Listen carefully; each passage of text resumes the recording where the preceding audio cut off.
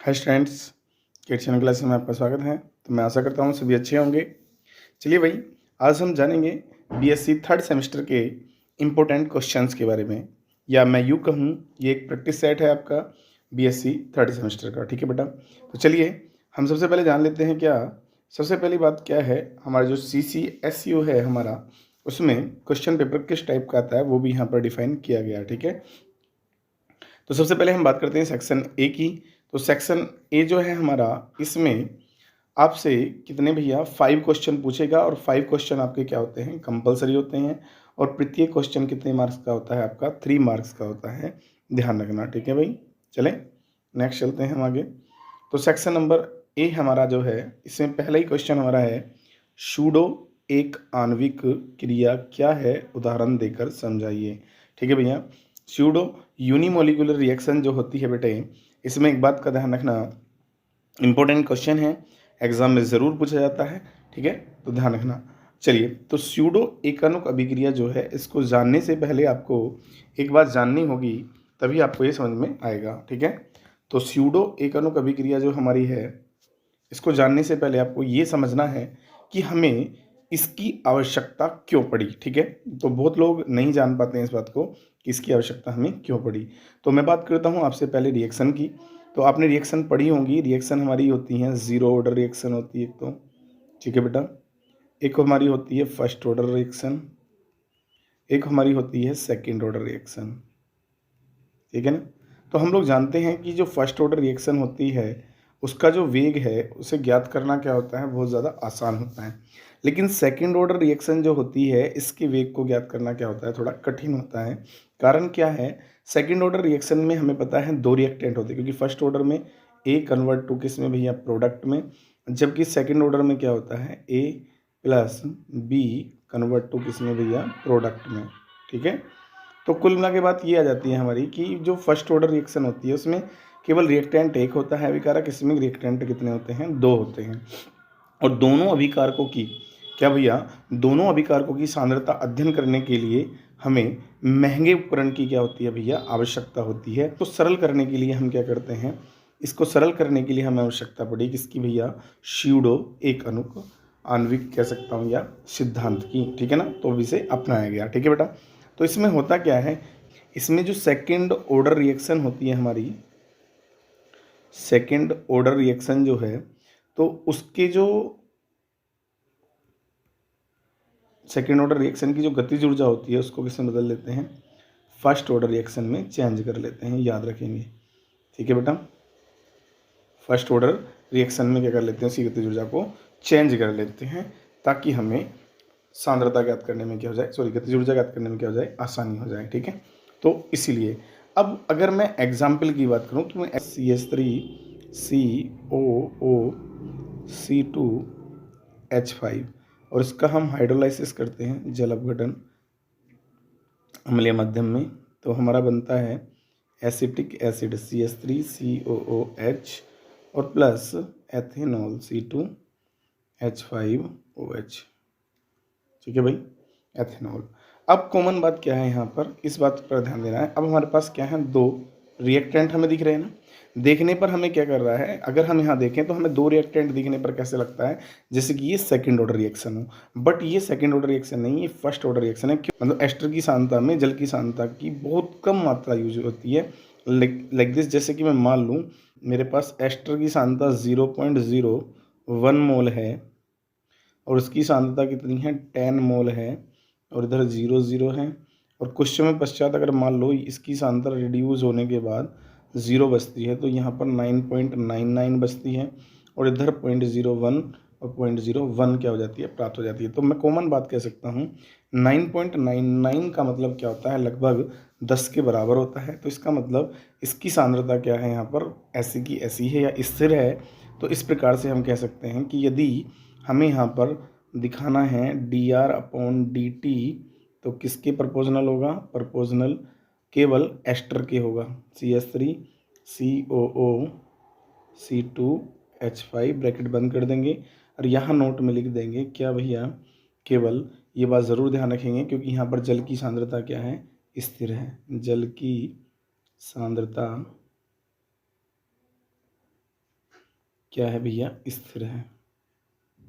ठीक है, तो मैं यहाँ से कह सकता हूँ कॉमन बात कि अब एस्टर का जो जलापठन किया तो इसमें किसकी कॉन्सेंट्रेशन पर डिपेंड कर रही है रिएक्शन, केवल एस्टर की पे कर रही है। तो इसलिए अब देखने में तो ये आभासित होती है कि सेकंड ऑर्डर है, बट याद रखना ये क्या है भैया हमारा, ये यहाँ पर एग्जाम्पल किसका है, फर्स्ट ऑर्डर रिएक्शन का, या फिर मैं कह सकता हूँ स्यूडो एक आणविक रिएक्शन का। चलो तो अब डेफिनेशन क्लियर कर लेते हैं बेटा इसकी।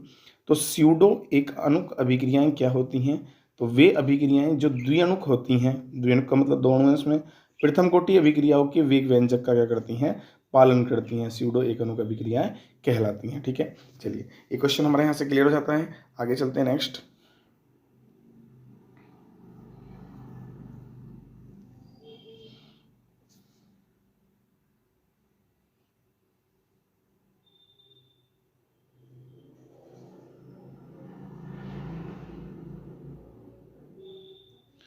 अगला क्वेश्चन हमारा इसमें पूछ लिया है लासा तेली का नियम, ठीक है ना, ली चटर्लीस प्रिंसिपल्स, क्या है इसकी व्याख्या करो। ठीक है बेटा, तो लासा तेली का नियम आपको तब समझ में आएगा जब आपको एक बात समझनी पड़ेगी। आपने चैप्टर में पढ़ा होगा जिसका नाम है केमिकल इक्विलिब्रियम, साम्य रासायनिक साम्यावस्था। उसमें आपने देखा है कि यदि मेरा ए कन्वर्ट होता है किस में भैया, बी में, और दोनों साम्य में हैं, तो हम लोग ये वाला चिन्ह लगाते हैं, क्या लगाते हैं, ये वाला चिन्ह लगाते हैं रिवर्सिबल का। तो मेरे कहने का मतलब ये है, रिवर्सिबल को उत्क्रमणीय बोल देते हैं। तो लासा तेलिए ने किस चीज़ पर मतलब अपनी व्याख्या दी या किस चीज़ पर अपना नियम दिया, उसको मैं बता देता हूँ कि यदि ए और बी दोनों साम्य में हैं, और यदि यहाँ पर इस अभिक्रिया में किसी भी एक प्रोडक्ट या रिएक्टेंट का क्या भैया, या तो उसकी सांद्रता में परिवर्तन किया जाए, या दाब में परिवर्तन किया जाए, या फिर ताप में परिवर्तन किया जाए, तो करने पर ये जो साम्यता है या इक्विलिब्रियम है, ये किधर विस्थापित होगी, अग्र दिशा में या विपरीत या पश्चिम दिशा में। लासा तेलिए और ब्राउन ने क्या किया, एक सिद्धांत प्रस्तुत किया जिसे हम क्या कहते हैं, लासा तेलिए का नियम कहते हैं। ठीक है बेटा, ये सिद्धांत कहते हैं, कन्फर्म। चलते हैं आगे नेक्स्ट। यदि किसी उत्क्रमणीय अभिक्रिया पर साम्य अवस्था में दाब, ताप तथा सांद्रता में परिवर्तन किया जाता है तो साम्यावस्था ऐसी दिशा में परिवर्तित होती है जिसमें इन प्रभावों का क्या होता है, विरोध होता है, या उस दिशा की ओर अग्रसर हो जाती है, जिससे बाहरी कारकों के प्रभाव को क्या किया जा सकता है, समाप्त किया जा सके। ठीक है, चलिए कॉमन बात क्या है, पहला टर्म हम समझ के चलते हैं यहाँ पर, साम्यावस्था पर ताप का प्रभाव। ठीक है बेटा, तो ये साम्यावस्था पर ताप का प्रभाव का मतलब ये होता है कि साम्यावस्था पर ताप का प्रभाव दो टाइप से हो सकता है, या तो ताप घटाने पर या फिर ताप बढ़ाने पर। मान लो रिएक्शन में आप अगर ताप बढ़ा रहे हो तब क्या प्रभाव होगा, ताप घटा रहे हो तब क्या प्रभाव होगा। पहली बात याद रखना, यहाँ पर जो टर्म्स दिखाया गया है ताप का अवशोषण, ठीक है बेटा, और यहाँ पर दिखाया गया ताप का उत्सर्जन, गया है ताप का अवशोषण, ठीक है बेटा, और यहाँ पर दिखाया गया ताप का उत्सर्जन। अवशोषण होता है किसमें, शोषण या अवशोषण, मतलब इसका मतलब होता है ऊष्मा शोषी। ठीक है बेटा, जैसे कि मैं कहूँ एंडोथर्मिक। और ताप का उत्सर्जन जो होता है वो किस में होता है, ऊष्मा क्षेपी में।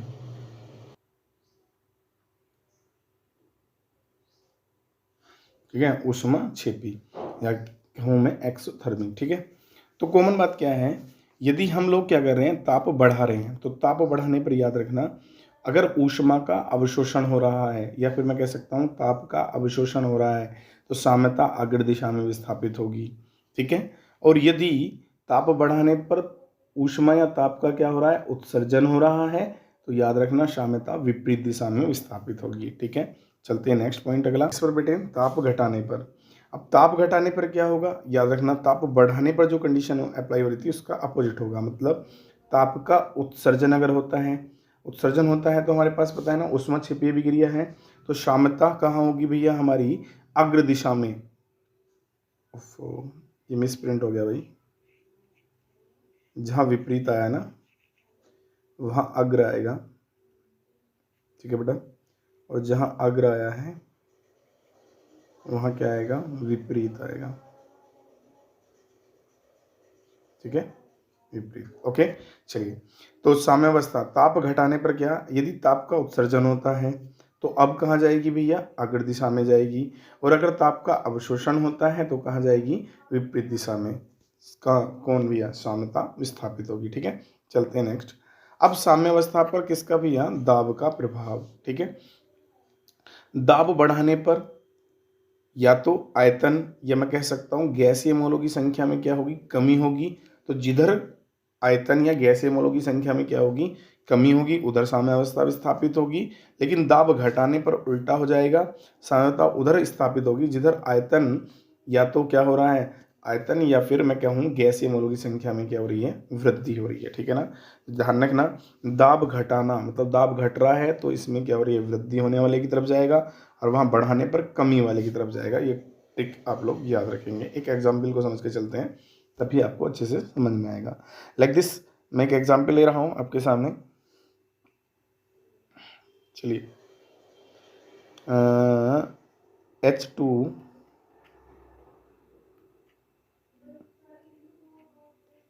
I2 गैसीय स्टेट में, रिवर्सिबल HI भी गैसीय स्टेट में है, और प्लस Q कैलोरी ऊर्जा। अब अगर इस तरह से ऊष्मा लिखी है तो इसमें मेरी रिएक्शन कौन सी है, ऊष्मा छेपी है, कॉमन मुझे पता चल गया है। ठीक है, इस रिएक्शन में ये वाला पार्ट और ये वाला पार्ट, दोनों पार्ट देखकर चलेंगे। ठीक है, अगर मैं इस वाले पार्ट की सांद्रता इंक्रीज करूं या सांद्रता में क्या करूं, कंसंट्रेशन में वृद्धि करूं, तो याद रखना साम्यता अग्र दिशा में क्या होगी, विस्थापित होगी। कहाँ भैया, अग्र दिशा में क्या होगी, विस्थापित होगी।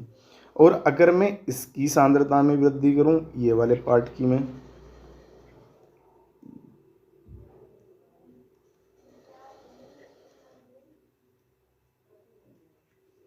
तो मेरी साम्यता किधर विस्थापित होगी, मेरी विपरीत दिशा में।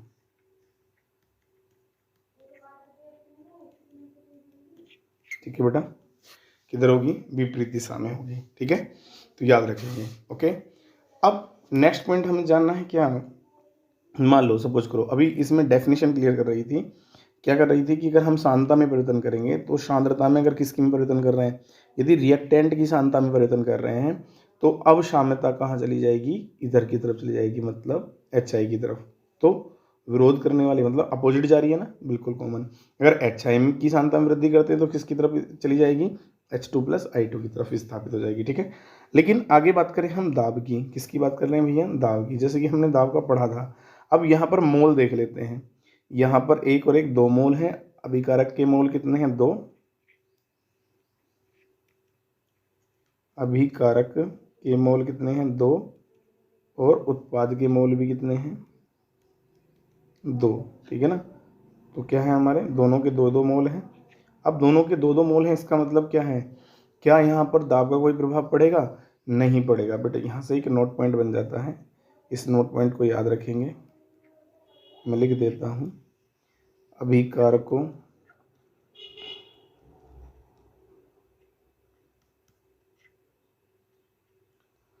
व उत्पादों का आयतन या मोल बराबर हैं तो ऐसी स्थिति में दाब का साम्यावस्था पर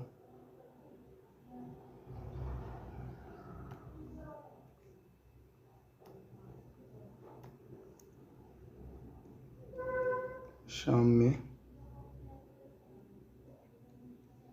अवस्था पर कोई प्रभाव नहीं पड़ता, नहीं पड़ेगा। ठीक है, चलिए अब कॉमन क्या है, अगर हम बात कर लेते हैं किसकी भैया, इसमें ताप की, किसकी बात कर लेते हैं बेटे, ताप की। अब हम बात कर लेते हैं किसकी बेटे, इसमें ताप की। तो ताप का मतलब क्या है भैया? अब हमारे पास अभिक्रिया कौन सी है? ये ऊष्मक्षेपी है। तो कॉमन हमने पढ़ा है अभी पीछे, जैसे कि मैंने बताया था किस पर भैया? ताप बढ़ाने पर। तो ताप बढ़ाने पर अगर हमारी ऊष्मक्षेपी अभिक्रिया है, कौन सी अभिक्रिया है भैया? ऊष्मक्षेपी अभिक्रिया है, तो हमारी याद रखना क्या होगा हमारे पास? ताप बढ़ाने पर साम्यता हमारी विपरीत दिशा में क्या हो जाएगी भैया? विस्थापित हो जाएगी। ठीक है, तो ताप बढ़ाने पर कहाँ पर भैया? ऊष्मक्षेपी अभिक्रिया है, ताप बढ़ाने पर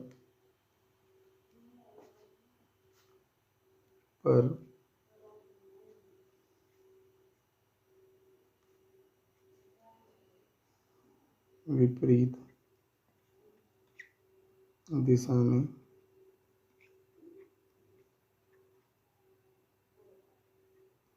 विस्थापित होगी। ठीक है, तो चलिए यहाँ से हमारा क्लियर हो जाता है क्या? मैंने एक एग्जाम्पल के माध्यम से आपको तीनों चीज़ बता दी हैं, सांद्रता भी, दाब भी और ताप भी। ठीक है, हो सकता है इस क्वेश्चन को वो लॉन्ग में भी पूछ ले। ठीक है भाई,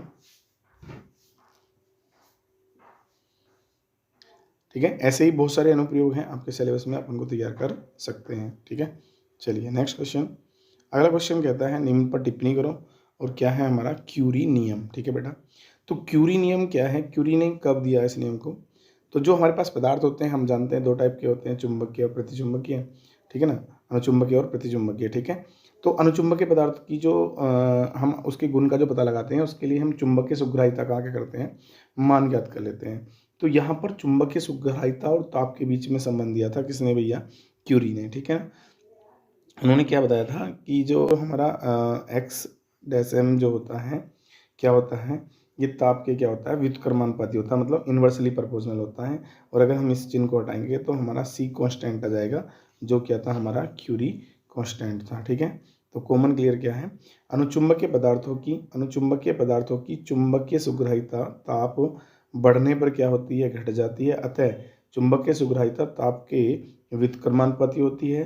तो चुंबकीय सुग्राहिता तथा ताप के बीच का संबंध क्या कहलाता है? क्यूरी नियम कहलाता है। ठीक है, ये इसका गणितीय रूप हो गया, सी कांस्टेंट हो गया। एक बात और भी ध्यान रखेंगे, जहाँ पर सी क्यूरी कांस्टेंट है या फिर मैं कहूँ स्थिरांक है, नोट में लिखा है अधिकतर पदार्थ क्यूरी के नियम का पूर्ण रूप से पालन नहीं करते। अतः क्यूरी तथा विस ने चुंबकीय सुग्राहिता तथा ताप के बीच संबंध दर्शाने के लिए इसकी समीकरण में क्या किया भैया? संशोधन किया। और संशोधन किया जिसे क्यूरी-विस नियम कहते हैं। और क्यूरी-विस नियम का मतलब क्या है? फिर उन्होंने क्या? एक्स डैश एम बराबर किसके माना गया? सी टी माइनस थीटा के। ठीक है ना, तो उन्होंने किसका प्रयोग किया भैया? थीटा का प्रयोग किया, ध्यान रखना। ठीक है, तो यहाँ पर क्या जाएगा? अब थीटा क्या है? क्यूरी-विस कांस्टेंट है। ठीक है, चलिए नेक्स्ट क्वेश्चन हमारा आता है क्या भैया?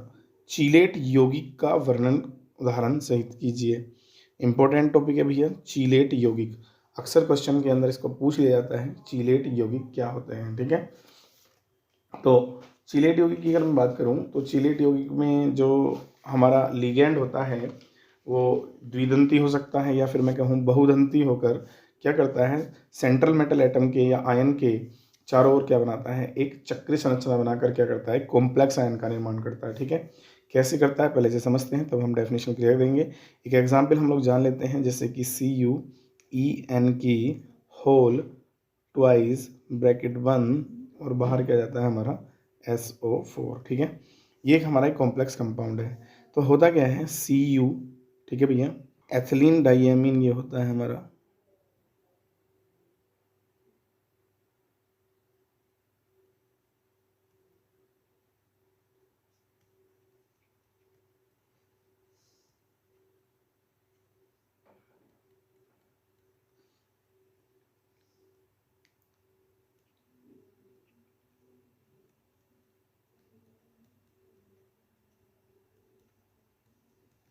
ठीक है, यहाँ N इलेक्ट्रॉन दान कर रहा है Cu को, यहाँ N और यहाँ N। तो यहाँ पर अगर मैं बात करूँ, बाहर हमारा आ जाता है SO4। ठीक है, तो कॉमन बात क्या है? यहाँ पर एक रिंग बनता आपको दिखाई दे रहा होगा, दिख रहा है ना, ये रिंग, एक ये रिंग। तो कॉमन यहाँ से ये कौन सा हमारा? चीलेट यौगिक है भैया। क्या है? चीलेट यौगिक। तो डेफिनेशन क्लियर करते हैं। लिगेंड जिनमें एक से अधिक दाता समूह उपस्थित हैं में उपस्थित दो या अधिक दाता परमाणु के समान केंद्र धातु आयन के साथ बने चक्रीय जटिल यौगिक चीलेट यौगिक कहलाते हैं। ठीक है, चलिए नेक्स्ट, चीलेट यौगिकों का महत्व कहाँ कहाँ होता है, ये कॉमन बात ध्यान रखेंगे। चीलेट यौगिक, क्योंकि जब भी क्वेश्चन पूछेगा वो लॉन्ग क्वेश्चन में पूछ सकता है। चीलेट यौगिक खनिज पौधे तथा जीव जंतुओं में, चीलेट यौगिक खनिज पौधे तथा जीव जंतुओं में भी पाए जाते हैं। जैसे पेड़ पौधों में पाए जाने वाला हरा वर्णक क्लोरोफिल मैग्नीशियम चीलेट है। ठीक है ना, क्लोरोफिल में किसके साथ भैया, मैग्नीशियम के साथ चीलेट बनता है। रक्त में हमने पढ़ा है क्या, हीमोग्लोबिन, किसका, आयरन का चीलेट है। उसके बाद चीलेट यौगिकों का उपयोग फलों, ठीक है ना, उपयोग फलों के रस तथा खाद्य पदार्थों के संरक्षण में किया जाता है। ठीक है, नेक्स्ट अगला इंपॉर्टेंट रूल्स है भाई, चक्रण चयन नियम की व्याख्या करो। ठीक है ना, स्पिन सिलेक्शन रूल। ठीक है, तो स्पिन सिलेक्शन रूल क्या होता है, इसको पहले एग्जाम्पल के माध्यम से समझेंगे। ओके, तो इसमें होता क्या है, जब हमारा इलेक्ट्रॉन सामान्य अवस्था से उत्तेजित अवस्था में जाता है तो जाने पर उसका चक्रण क्या समान रहेगा या फिर बदल जाएगा, यही रूल हमें कौन बताता है, स्पिन सिलेक्शन रूल बताता है। ठीक है ना, कैसे, अब देखते हैं।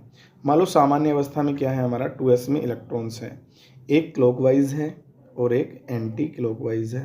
क्लॉकवाइज के लिए हम लोग जानते हैं हाफ प्लस में, और एंटी क्लॉकवाइज के लिए आता है हाफ माइनस में। ठीक है भाई, चलिए अब इस कंडीशन में हमारे पास s की जो वैल्यू आएगी भाई, ऊपर को है तो क्लॉकवाइज प्लस का हाफ आ गया, और नीचे को है तो माइनस का हाफ कट गया, तो हमारा क्या आ गया, 0 आ गया। क्या भैया, स्पिन। तो हम चक्रण गुणकता निकालने के लिए एक फॉर्मूला याद रखेंगे, 2s+1। तो यहाँ पर 2 गुना s की वैल्यू निकल के हमारी 0 आई है, क्योंकि इसका चक्रण क्या है, एक का क्लॉकवाइज दूसरे का एंटी क्लॉकवाइज, तो स्थिर हो जाएगा 0। तो 2 × 0 + 1 ऐड करेंगे, तो सारा ऐड करने के बाद ये तो सारा 0 हो गया, कॉमन आ गया 1। तो इसका मतलब ये हमारा सिंगलेट होगा। कैसा होगा, सिंगलेट, या मैं कहूँ कैसा होगा, एकल होगा। लेकिन अब अगर उत्तेजित अवस्था है तो उत्तेजित अवस्था में 2 कंडीशन होती हैं, मेरा जाने वाला इलेक्ट्रॉन क्लॉकवाइज हो या फिर एंटी क्लॉकवाइज हो, किसमें, जब नेक्स्ट कक्षक में जाएगा। ठीक है, तो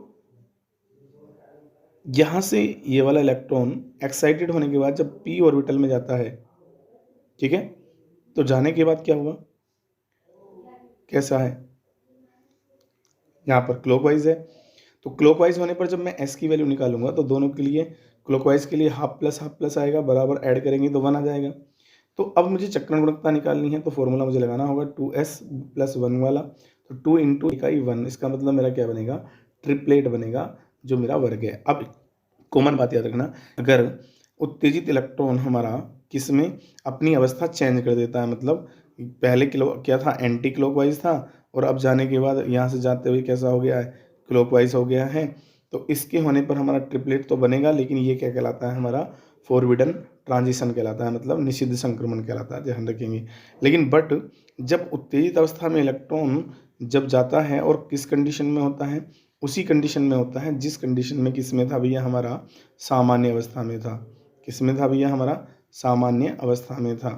तो इसका मतलब ये हो गया। अब s की वैल्यू निकालेंगे हम, तो हाफ माइनस हाफ ऐड करेंगे तो 0। तो मेरी चक्रण गुणकता जो आएगी, मल्टीपल्सिटी मैं कह सकता हूँ कितनी आ गई, हमारी 1 ही आएगी, मतलब सिंगलेट हो गया हमारा एकल। तो इसका मतलब ये मेरा क्या कहलाएगा, अलाउड ट्रांजिशन कहलाएगा या स्वीकृत संक्रमण कहलाएगा। ये बात ध्यान रखना, ठीक है बेटा।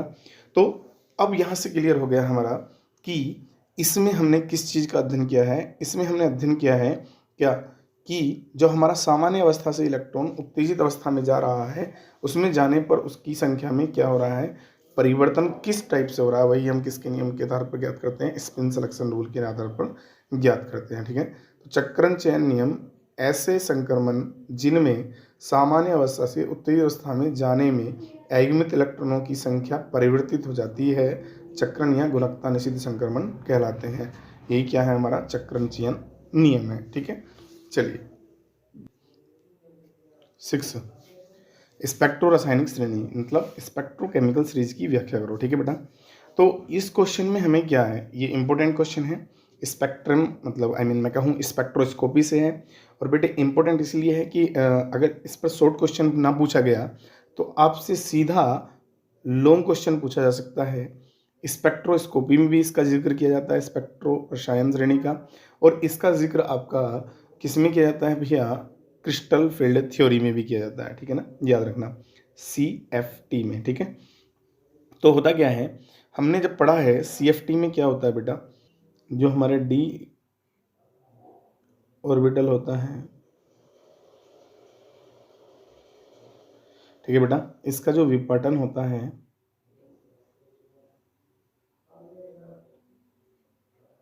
ठीक है, तो विपाटन होने के लिए हमने यहाँ से ज्ञात किया था डेल्टा O या DQ, ठीक है। ये जो विपाटन होता है, ये विपाटन डिपेंड करता है बेटे लिगैंड की प्रबलता पर। किस पर डिपेंड करता है, लिगैंड की प्रबलता पर, ठीक है।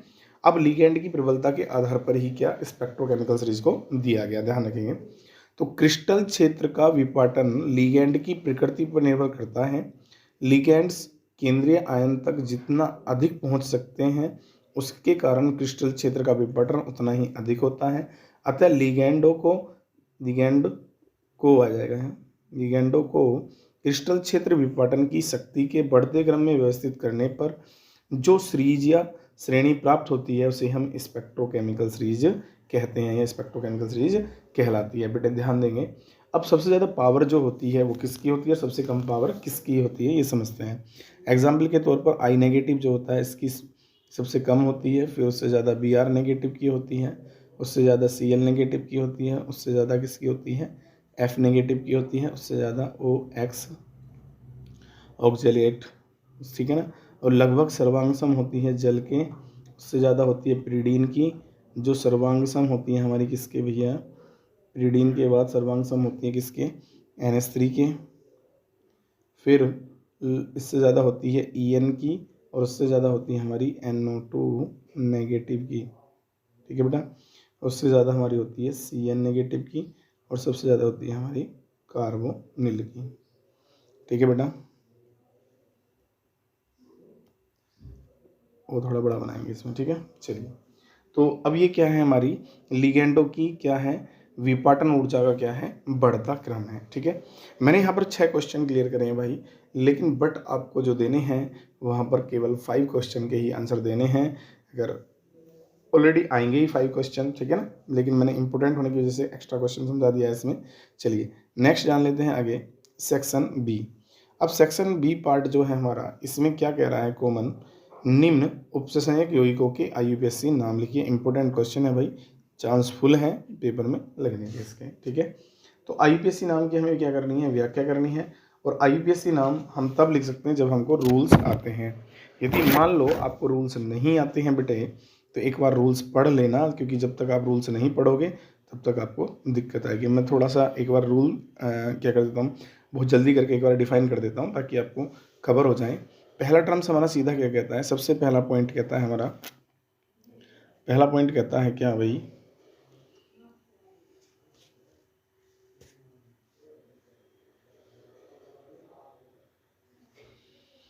सबसे पहला पॉइंट कहता है पॉजिटिव आयन का नाम क्या करते हैं भैया, का नाम पहले लिखते हैं,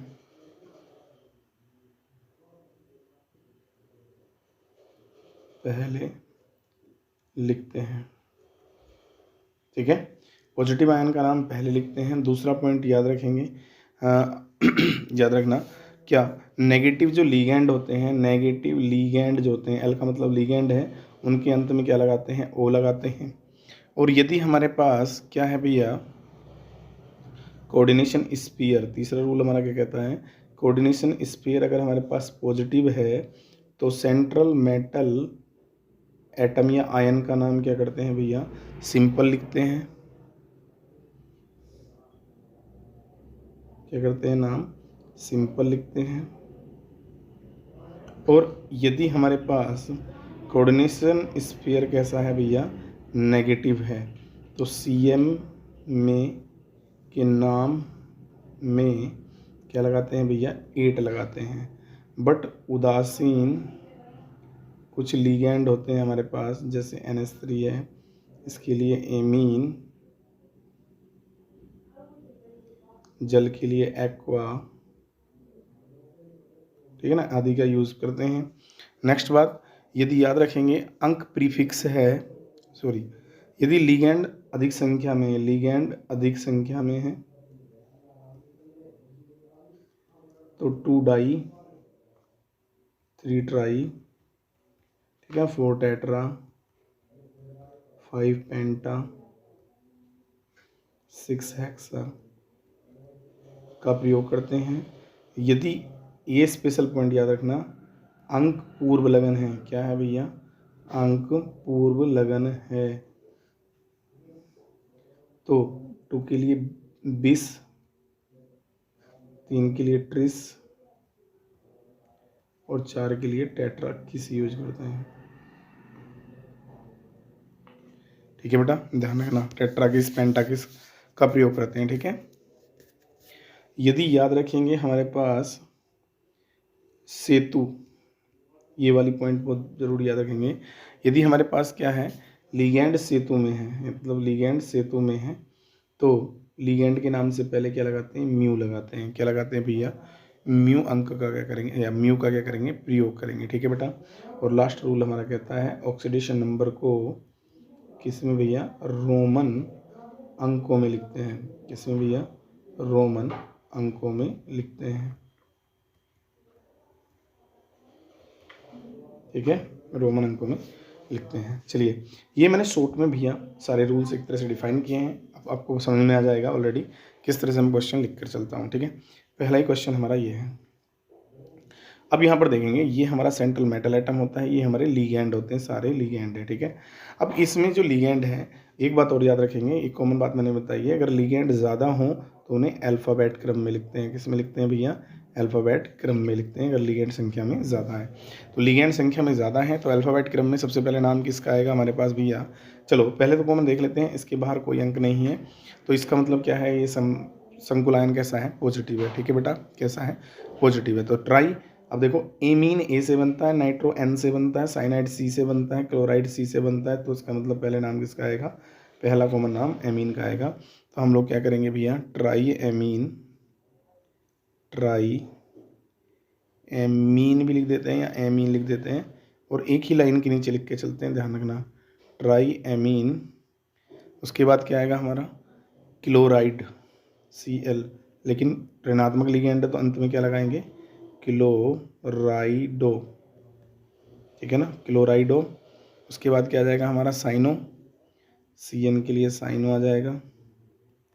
उसके बाद चलते हैं आगे, साइनो, साइनो के बाद हमारा आता है नाइट्रो, लेकिन बट याद रखेंगे, साइनो के बाद आता है हमारा नाइट्रो।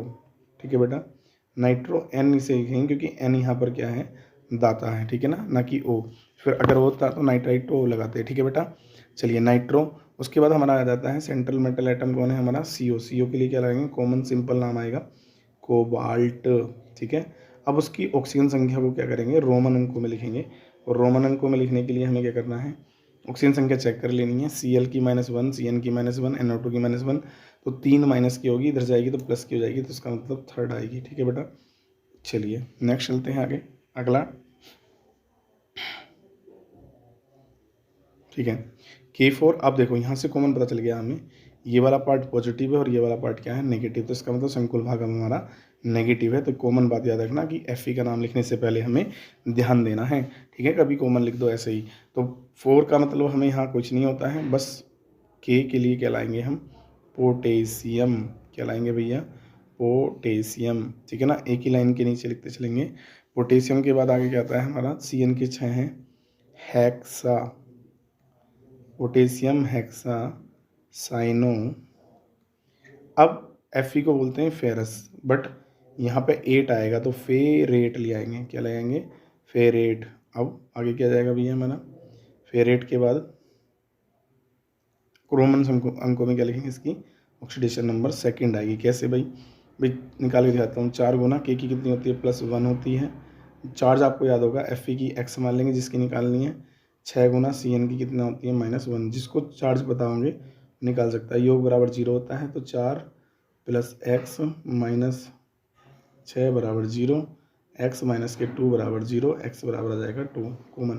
ठीक है ना, एक बात और भी ध्यान रखेंगे बेटे, जो हमारे पास चार्ज होते हैं like this, H positive, Cl negative, K positive, ये चार्ज ही ऑक्सीडेशन नंबर का काम करते हैं, ध्यान रखना, आपको कन्फ्यूज नहीं होना है। NH3 जल, ठीक है ना, CO, इनकी ऑक्सीजन संख्या क्या होती है, हमेशा याद रखेंगे 0, लाइक दिस, En भी इसमें आ जाता है, ठीक है ना, ऑक्सीजन संख्या क्या होती है, 0 होती है, ठीक है। चलो आगे चलते हैं नेक्स्ट। अब इसमें देखो संकुल भाग भी क्या है, धनायन भी संकुल भाग है और ऋणायन भी संकुल भाग है। मैंने हर टाइप के एक एग्जाम्पल वो लेके चल रहा हूँ। तो सबसे पहले संकुल भाग का नाम लिखेंगे टेट्रा एमीन,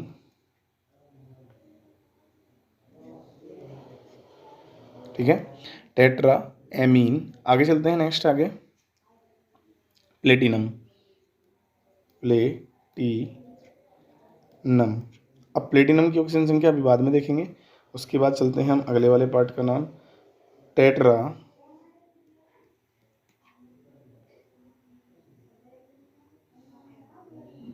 क्लोरो। अब कॉपर को क्यूप्रेट लिखेंगे, क्या लिखेंगे भैया, क्यूप्रेट लिखेंगे, क्योंकि ये नेगेटिव पार्ट है, ठीक है, क्यूप्रेट। अब यहाँ पर देखो अमोनिया की संख्या 0 होती है, Cl की 4 होती है, तो मतलब कि दोनों की क्या मान ली जाएगी, 2 2 मान ली जाएगी। तो इसे क्या मान लेंगे, सेकेंड इधर और सेकेंड ही इधर मान लेंगे, ठीक है, कॉमन। क्लियर होता है। नेक्स्ट चलते हैं अगला, इस टाइप का क्वेश्चन। अब यहाँ पर देखो इसमें En जो आया है एथिलीन डाइएमीन होता है, और डाई एमीन का मतलब क्या होता है, इसमें अंक पूर्व लगन आया है डाई, ठीक है ना, एथेन 1,2 डाइएमीन भी बोल देते हैं इसको, ठीक है।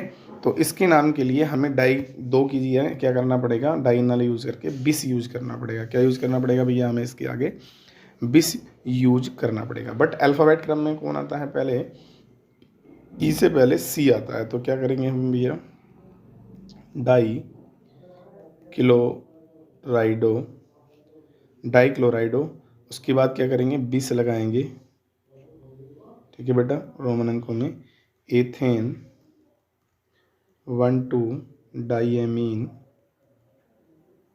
ये लिखेंगे, ब्रैकेट बंद कर देंगे। उसके बाद आगे चलते हैं, फिर एथेन 1,2 डाइएमीन के बाद हमारा क्या जाता है कॉमन, कोबाल्ट आ जाएगा, कोबाल्ट। इसकी ऑक्सीजन संख्या देखेंगे, जो प्लस चार्ज ऊपर लगा है ये चार्ज यहाँ मानो ऐसे, ठीक है। तो इसका मतलब क्या होता है, जब इसकी ऑक्सीडेशन नंबर निकालते हैं तो हमें कोबाल्ट की x मान लेते हैं, प्लस 2 गुना En की 0 होती है, प्लस 2 गुना Cl की -1 होती है, बराबर 0 न रख के जो चार्ज होता है उसे रखते हैं, एक चार्ज मान लेते हैं, x माइनस के 2 बराबर 1, x बराबर क्या हो जाएगा, 2 और 1 3 आ जाएगा, ठीक है ना। तो इसका मतलब कोबाल्ट कितनी आ जाएगी, 3rd आ जाएगी, ठीक है बेटा, 3rd। लेकिन बट इस पर जो ये चार्ज लगा है इसकी वजह से इसके अंत में क्या लिखना पड़ेगा, हमें आयन लिखना पड़ेगा, ठीक है। चलिए नेक्स्ट चलते हैं अगला, Na3AgCO3 की होल ट्वाइज, ठीक है बेटा, यहाँ पर ध्यान देना है कॉमन। अब Na बाहर आ रहा है, AgCO3 की होल ट्वाइज, ठीक है। तो बाहर वाले का नाम कॉमन लिखेंगे सोडियम, ठीक है, डाई कार्बोनेटो, ये CO3 का मतलब है कार्बोनेट, कार्बोनेटो, ठीक है ना। और Ag को क्या बोलते हैं, अर्जेंटेट बोलेंगे यहाँ पर, क्योंकि नेगेटिव पार्ट है, अर्जेंटेट, अर्जेंटेट। ऑक्सीडेशन नंबर कितनी आएगी इसकी, फर्स्ट निकलेगी, क्योंकि इसकी 2 माइनस की 2 3 6, और 6 में से सॉरी निकाल लेते हैं, इसकी माइनस की 2 होती है, तो 2 दूनी 4 हो जाएगी, 4 में से 3 प्लस की जाएंगी तो 1 बचेगी, फर्स्ट आएगी, ठीक है बेटा। चलते हैं कॉमन, आगे चलें फिर।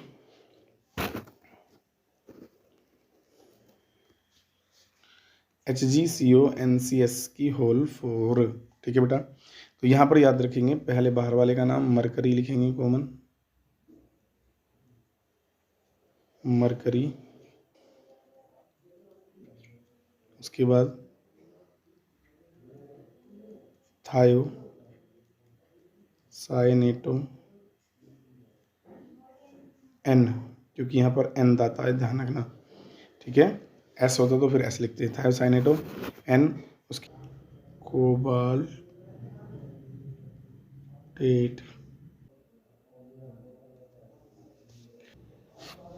नेक्स्ट चलते हैं,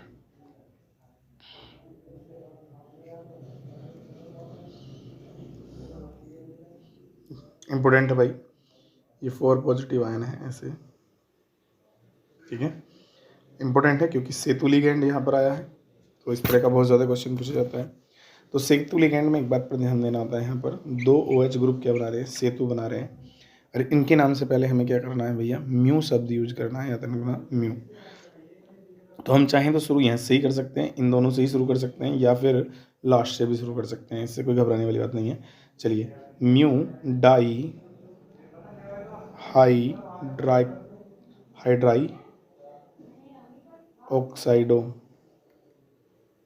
हाइड्रोक्साइडो, उसके बाद ओक्टा, 4 और 4 कितने, 8, क्या आ रहे हैं, एमीन आ रहे हैं, ओक्टा एमीन। अब 2 क्या है हमारे पास, कोबाल्ट हैं, ठीक है बेटा। तो कोबाल्ट थर्ड, ठीक है बेटा। और बाहर क्या आया है, आयन लिख देंगे बस ऐसे, इस तरह का नाम क्या करते हैं, इनका नाम लिखते हैं, ठीक है। तो सेतु लिगेंडों का नाम आप इस तरह से लिख सकते हैं। चलिए नेक्स्ट आगे जान लेते हैं इसके बारे में बताएं।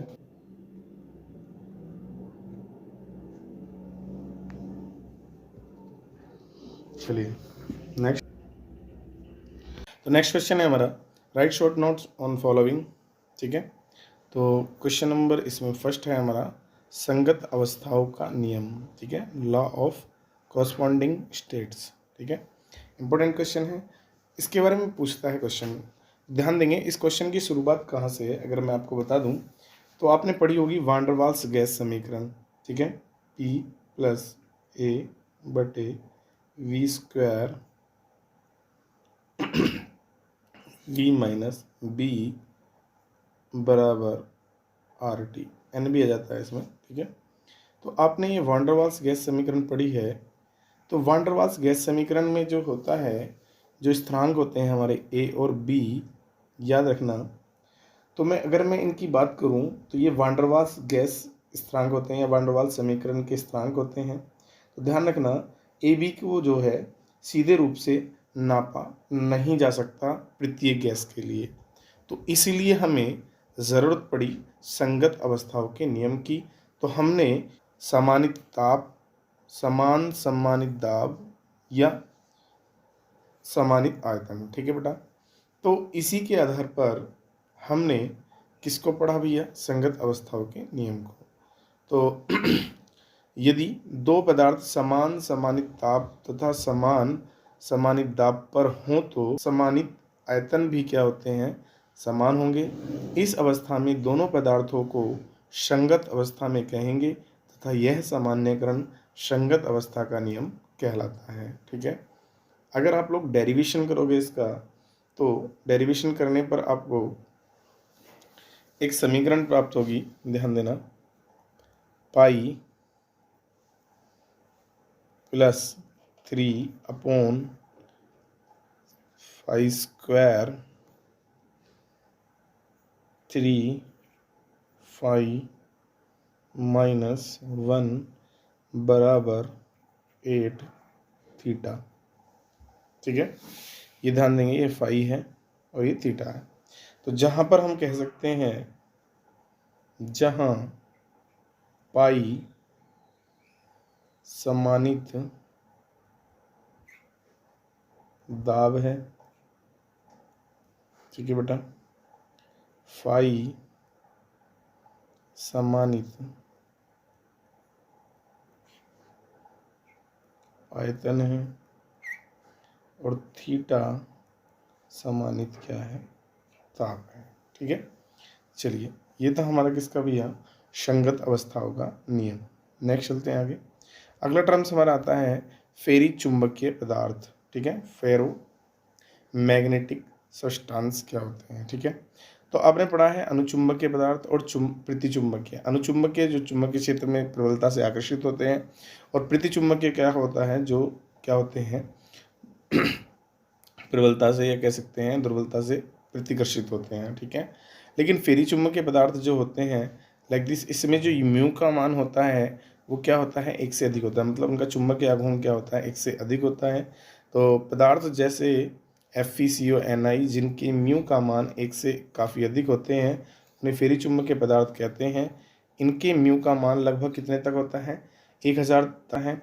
ये पदार्थ चुंबक द्वारा आकर्षित होते हैं व इन्हें भी चुंबकीय बनाया जा सकता है, मतलब इसमें मैग्नेटिक गुण पैदा किया जा सकता है, जिसको फेरी चुंबकीय पदार्थों में अनुचुंबकीय पदार्थों के सभी गुण अधिक सीमा तक होते हैं। तो फेरु चुंबकता के गुण के कारण ही कुछ पदार्थ जैसे आयरन स्थायी चुंबक बनाते हैं या चुंबक द्वारा आकर्षित होते हैं। तो भौतिकी में और भी कई प्रकार की चुंबकता देखी गई है। तो फेरी चुंबकता का सर्वोत्तम उदाहरण क्या है हमारा? रेफ्रिजरेटर के दरवाजे पर लगा चुंबक, जो कि दरवाजे को क्या कर सकता है? बंद करके रखता है। ठीक है, चलिए नेक्स्ट। अच्छा, अगर इनके डोमेन की मैं बात करूं बेटे, तो डोमेन जो होते हैं इनके एक ही दिशा में होते हैं, इस प्रकार से जैसे यहाँ पर दिखाया गया है। ठीक है ना। अगर एंटी किसकी फेरी चुंबकीय की बात करूं मैं, प्रति फेरी चुंबकीय या एंटी फेरी चुंबकीय की अगर हम बात करें, तो उसमें एक डोमेन कैसा हो जाता है? एक ऐसे रहता है, तो दूसरा कैसे हो जाता है? इस टाइप से हो जाता है। ठीक है ना, ध्यान रखेंगे। चलिए नेक्स्ट आगे। अगला टर्म्स इसमें पूछ रहा है क्या भैया? बायल ताप। क्या है भैया? बायल ताप। तो बायल ताप नॉर्मल सी बात है, जब हम गैसों का द्रवीकरण करते हैं, ध्यान रखना, तो गैसों का द्रवीकरण करने पर एक हमारा क्रिटिकल पॉइंट आता है, या मैं कहूँ जिसको क्रांतिक ताप आता है। ठीक है बेटा। तो किसी गैस का वह ताप जिस पर दावायतन का मान स्थिर रहे ताकि बायल के नियम का पूर्णतः पालन हो, तो उसे हम बायल बिंदु या बायल ताप कहते हैं। तो विभिन्न गैसों के लिए बायल ताप भिन्न भिन्न होते हैं। हाइड्रोजन व हीलियम के लिए मान क्रम से -80 डिग्री सेल्सियस एवं 240 डिग्री सेल्सियस होते हैं। ठीक है, ध्यान रखेंगे। ओके, अगर बायल ताप के लिए अगर हम फॉर्मूले की बात करें, तो हमारा TB बराबर किस किया जाएगा? 2A/B/R किया जाएगा। अगर मैं यहाँ पर बात करता हूँ A और B की, तो A और B क्या है यहाँ पर? वांडर वाल्स स्थिरांक है। ठीक है बेटा, क्या है? वांडर वाल्स स्थिरांक। ठीक है, चलिए आगे चलते हैं नेक्स्ट। वर्ग माध्यम मूल वेग। ठीक है भाई, तो दिए गए ताप पर गैसों के विभिन्न अणुओं की गति के वर्ग के औसत का वर्गमूल क्या कहलाता है? हमारा वर्गमूल या वर्ग माध्यम मूल वेग कहलाता है। अब वर्ग माध्यम मूल का फॉर्मूला क्या है हमारा? m स्क्वायर बराबर v1 square v2 square plus v3 square dead dash मार के vn स्क्वायर अपॉन n। ठीक है, ये हमारा फॉर्मूला आएगा किसका भी है? वर्ग माध्यम मूल वेग का। और अगर हम बात कर लेते हैं किसकी भाई, इसमें 3 टॉपिक हमारे आते हैं, औसत वेग, वर्ग माध्यम मूल वेग और क्या आते हैं? प्रायिकतम वेग। ठीक है ना। तीनों के जो फॉर्मूले हैं वो क्या होते हैं हमारे, ये भी ध्यान रखेंगे। एक तो होता है हमारा न्यू आर बराबर 8RT/रूट में पाई m। ठीक है, म्यू बराबर √3RT/m। ठीक है, और अगर हम बात कर लेते हैं किसकी भी यार, प्रायिकतम वेग की, v बराबर होता है √2RT/m। ठीक है ना, छोटा सा लॉजिक MPS लगा देंगे।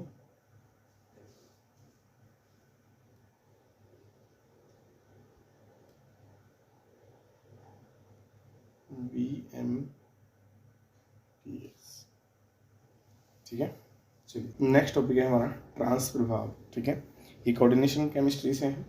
तो ट्रांस प्रभाव एग्जाम्पल से अच्छे से समझ में आएगा। हमारे पास क्या है? एक कोऑर्डिनेशन कंपाउंड है, जिसमें अगर हम बात करें Cl, इसमें हम किसका अमोनिया लिगेंड का क्या कराना चाहते हैं? प्रवेश कराना चाहते हैं। तो लिगेंड समूह, मतलब अमोनिया जो लिगेंड आ रहा है, वो जो निर्देशित होगा वो किस पोजीशन पर होगा? ध्यान देना, ये Cl है इसका ट्रांस Cl है, C2H4 है, इसका ट्रांस Cl है, ठीक है ना। या तो C2H4 के ट्रांस पे जाए या Cl के ट्रांस पे जाए, वही कंडीशन हमारी बनेगी, ठीक है ना। तो अब सबसे पहली बात ध्यान रखेंगे, ट्रांस फैक्ट जो होता है वो ध्यान देना, C2H4 का जो होता है वो किससे ज़्यादा होता है, Cl नेगेटिव से क्या होता है, ज़्यादा होता है। तो इसका मतलब क्या है कि आने वाला लिगेंड NH3 जो है हमारा वो किस पर जाएगा, C2H4 के कहाँ पर जाएगा, ट्रांस पर जाएगा, क्योंकि ट्रांस फैक्ट किसका ज़्यादा है, C2H4 का है। तो हमारा रिएक्शन में PT इधर क्या जाएगा हमारा Cl, इधर भी Cl, ऊपर क्या रहेगा C2H4 और नीचे आ जाएगा हमारा NH3, ठीक है भाई, और रिमूव किया जाएगा हमारा Cl नेगेटिव। तो हम कॉमन बात यहाँ से कह सकते हैं, तो यहाँ पर ट्रांस प्रभाव किसका ज़्यादा था, हमारा C2H4 का। तो जब किसी जटिल यौगिक में उपस्थित लिगैंड किसी आने वाले समूह को स्वयं की ट्रांस स्थिति में निर्देशित करता है तो इस घटना को ट्रांस प्रभाव कहते हैं। ऐसे लिगैंड अभिक्रिया के वेग को अत्यधिक प्रभावित करते हैं। तो ध्यान रखेंगे, ये हुआ हमारे यहाँ से ट्रांस प्रभाव। चलिए नेक्स्ट चलते हैं आगे। अगला क्वेश्चन कहता है द्वितीय कोटि की क्रिया के लिए दर स्थिरांक, या मैं कह सकता हूँ वेग व्यंजक भी कह सकते हैं, कि व्युत्पत्ति कीजिए या दीजिए। इस क्रिया के लिए दर स्थिरांक की इकाई क्या है, ठीक है भाई, इंपॉर्टेंट क्वेश्चन है। यदि द्वितीय कोटि न पूछकर इसके स्थान पर पूछ सकता है, वो प्रथम कोटि भी पूछ सकता है। बट याद रखेंगे, फर्स्ट ऑर्डर रिएक्शन जो होती है उसके लिए जो रेट कांस्टेंट पूछता है, वेग स्थिरांक पूछता है, इसको आपने 12th क्लास के अंदर भी बहुत अच्छे से पढ़ रखा है, तो इसकी कोई दिक्कत नहीं है, वो ईजी से आपको तैयार हो जाएगी। लेकिन दिक्कत ये आती है कि सेकेंड ऑर्डर रिएक्शन या द्वितीय कोटि रिएक्शन आपने 12th क्लास में नहीं पढ़ी है, तो इस बार यहाँ पर ये आपके लिए न्यू है। तो आप लोगों को ये बात ज़रूर ध्यान में रखनी है कि इसका डेरिवेशन करेंगे तो करेंगे कैसे, ठीक है। तो सबसे पहली बात क्या होती है कि सेकेंड ऑर्डर रिएक्शन जो होती है इसमें दो कंडीशन आ जाती हैं। पहली कंडीशन क्या कह सकते हैं कि दो अभिकारक जिनकी सांद्रताएं क्या हो, समान हो। चलो तो भी जान लेते हैं, हमारे पास रिएक्टेंट है P2 क्यों लिया है, क्योंकि हमारी सेकेंड ऑर्डर रिएक्शन है, ठीक है। अब इसमें क्या है, हम लोगों ने जानना है प्रारंभ में जो है इनिशियल में क्या है, T=0 टाइम पर जो इसकी सांद्रता है प्रारंभिक A मोल पर लीटर है और इसकी सांद्रता है 0।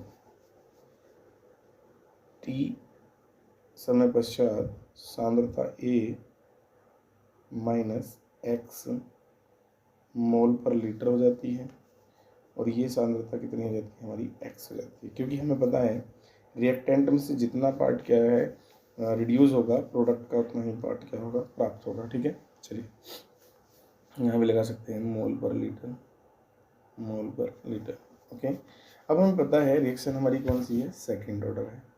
कौन सी है भैया, सेकंड ऑर्डर है।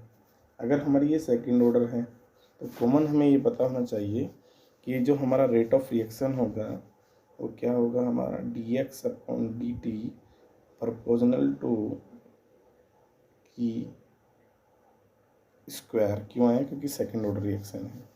तो dx अपॉन माइनस चिन्ह आएगा हमारा dx/dt बराबर k, क्योंकि समानुपाती चिन्ह हटेगा तो क्या आएगा, a माइनस एक्स का होल स्क्वायर। या फिर हम इसको ऐसे भी लिख सकते हैं, इसको इसके नीचे ले आते हैं, ठीक है। तो हमारा हो जाएगा dx/a माइनस एक्स स्क्वायर बराबर k dt, ठीक है ना। ये हम इधर ले आए और इसको हम इधर ले गए, ठीक है। माइनस हमारा यहाँ जाएगा k dt। अब हम क्या करेंगे, दोनों पक्षों का क्या करेंगे, समाकलन करेंगे, ठीक है। दोनों पक्षों का क्या करेंगे, समाकलन। तो समाकलन करेंगे तो ये समाकलन का चिन्ह होता है dx/a माइनस एक्स का स्क्वायर बराबर किसके हो जाएगा हमारा, माइनस k dt, ठीक है। अब हम आगे चलते हैं। अब जो बायोलॉजी वाले होते हैं तो उनको थोड़ा दिक्कत आती है, मैथ वालों को खैर सबको पता होता है हम समाकलन कैसे करते हैं, ठीक है। तो यहाँ पर हम डायरेक्ट करेंगे ताकि बायो वालों को दिक्कत ना आए।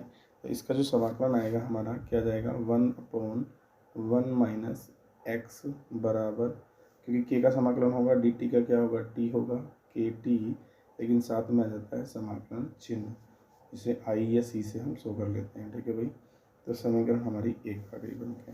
अब हम लोगों ने पढ़ा है किसमें भैया इनिशियल में, मतलब प्रारंभ में टी किसके था 0 के था और एक्स भी क्या था हमारा 0। तो हम कह सकते हैं किसमें भैया प्रारंभ में x इक्वल टू 0 और t इक्वल टू 0।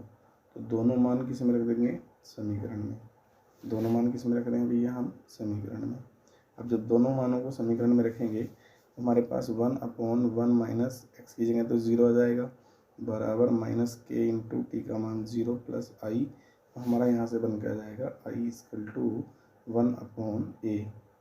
ठीक है ना, जिसका मान हम क्या करेंगे पुनः समीकरण में रख देंगे वापस, समीकरण 1 में रखने पर तो रख डालते हैं। जैसे ही हम रखेंगे तो हमारे पास क्या जाएगा भैया 1/1 माइनस एक्स बराबर माइनस के टी प्लस 1/a। ठीक है, अब पक्षांतर कर लेते हैं। यहाँ पर पक्षांतर करेंगे तो हमारा क्या जाएगा के टी प्लस का हो जाएगा के टी बराबर 1/1 माइनस एक्स माइनस का 1/a।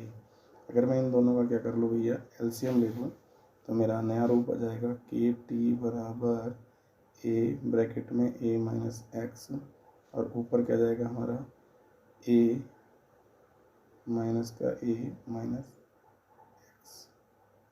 ठीक है, तो जब हम इसे खोलेंगे तो हमारा आ जाएगा के टी बराबर ए माइनस का ए प्लस का एक्स बटे ए माइनस एक्स, इसे कैंसिल हो जाएगा। तो हमारा भैया नया रूप जो आएगा क्या आएगा बन के टी बराबर एक्स अपॉन ए ब्रैकेट में ए माइनस एक्स। ठीक है, या फिर मैं कहूँ के बराबर 1/t एक्स ब्रैकेट में ए ब्रैकेट में ए माइनस एक्स। यही हमारा क्या है भैया सेकेंड ऑर्डर रिएक्शन का विभेदक। ठीक है, कब जब क्या हो हमारे अभिकारकों की सांद्रता समान हो। ठीक है, आगे चलते हैं नेक्स्ट, जब अभिकारक समान हो। लेकिन होता क्या है जब ऐसी कंडीशन आ जाए कि दोनों अभिकारकों की प्रारंभिक सांद्रता क्या ना हो भैया समान ना हो, तो ये स्पेशल डाल देंगे हम यहाँ पर नोट। ठीक है, मान लो हमारे पास एक रिएक्टेंट ए प्लस क्या है बी एरो क्या दे रहे हैं प्रोडक्ट। ठीक है, तो समझ का ध्यान से चलना, थोड़ा अलग टाइप से है ये। प्रारंभिक सांद्रता टी इक्वल टू 0 टाइम पर ये ए हो जाती है और ये बी हो जाती है और ये 0 रहती है। ठीक है ना, मोल लगा सकते हैं आप।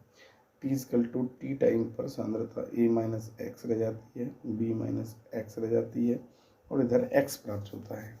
तो अब हमारा आ जाएगा minus D x upon d t बराबर किसके आ जाएगा के ब्रैकेट में ए माइनस एक्स की सांद्रता और बी माइनस एक्स की सांद्रता, सॉरी बड़ा ब्रैकेट लाएंगे कंसंट्रेशन के लिए। ओके, अब हमें पता है इसको वही नियम अपनाएंगे इधर और इसको इधर, तो हमारा नया रूप आ जाएगा क्या रूप आ जाएगा भैया हमारा नया डी एक्स अपॉन ए माइनस एक्स ब्रैकेट में बी माइनस एक्स बराबर के डी टी। ठीक है, चलते हैं नेक्स्ट आगे। अब हमें क्या करना है यहाँ पर इसका क्या करना है समाकलन करने के लिए क्या करेंगे हम लोग ये बात लिख देते हैं, समाकलन करने के लिए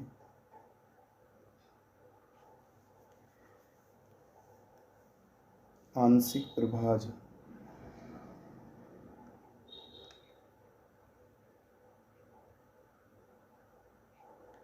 विधि का प्रयोग करते हैं। अब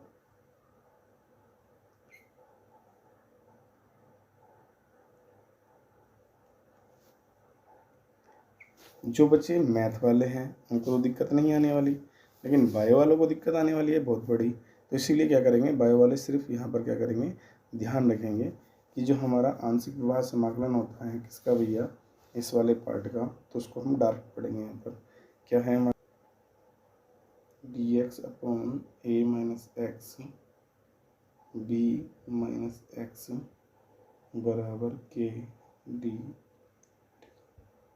ठीक है,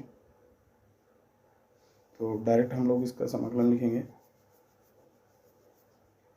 क्या आएगा भैया, 1/a माइनस बी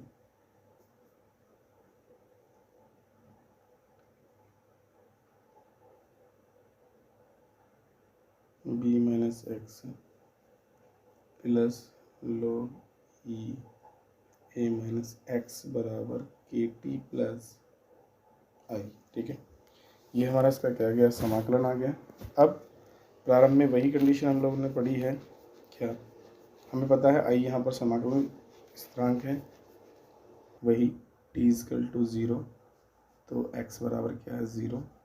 दोनों मानों को कहाँ रख देंगे हम, इस इक्वेशन में रख देंगे, मान किस में रख दें, इक्वेशन में रखने पर, अपॉन ए माइनस बी ब्रैकेट में minus log E B minus X का मान तो 0 हो गया, प्लस log ई ए, क्योंकि इसका x का मान भी क्या हो जाएगा 0 हो जाएगा, बराबर के इंटू टी का मान क्या हो जाएगा 0 प्लस आई। तो अब ये तो सारा हमारा 0 हो जाएगा, तो हमारा आई बचेगा।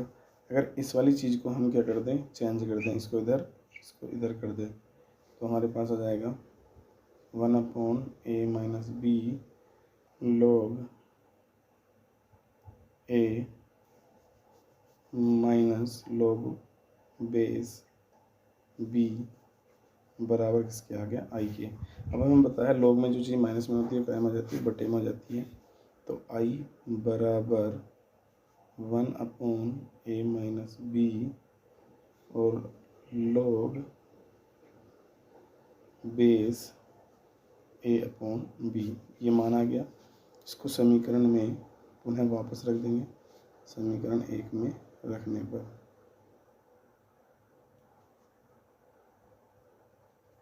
ठीक है भाई, 1/a माइनस बी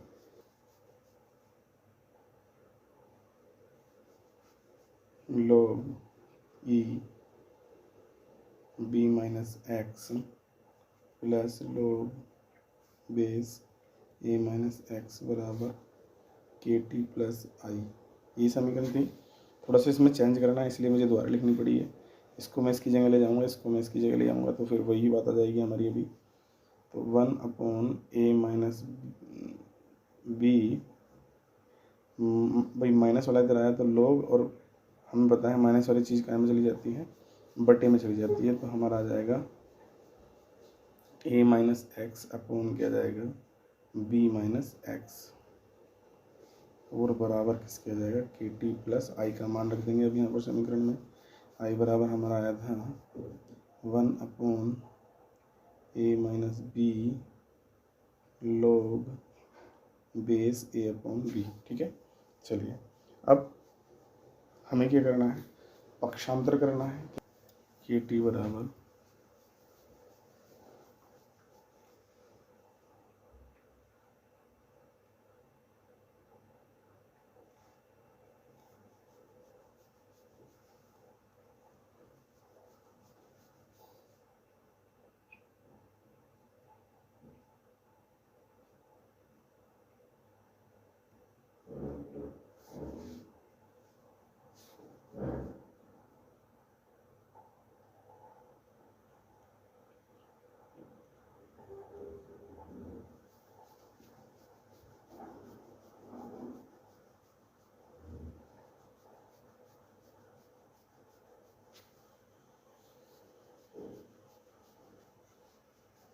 के टी बराबर 1/1 माइनस बी, हम कॉमन ले लेंगे यहाँ पर, तो हमारा आ जाएगा log a minus X upon B minus x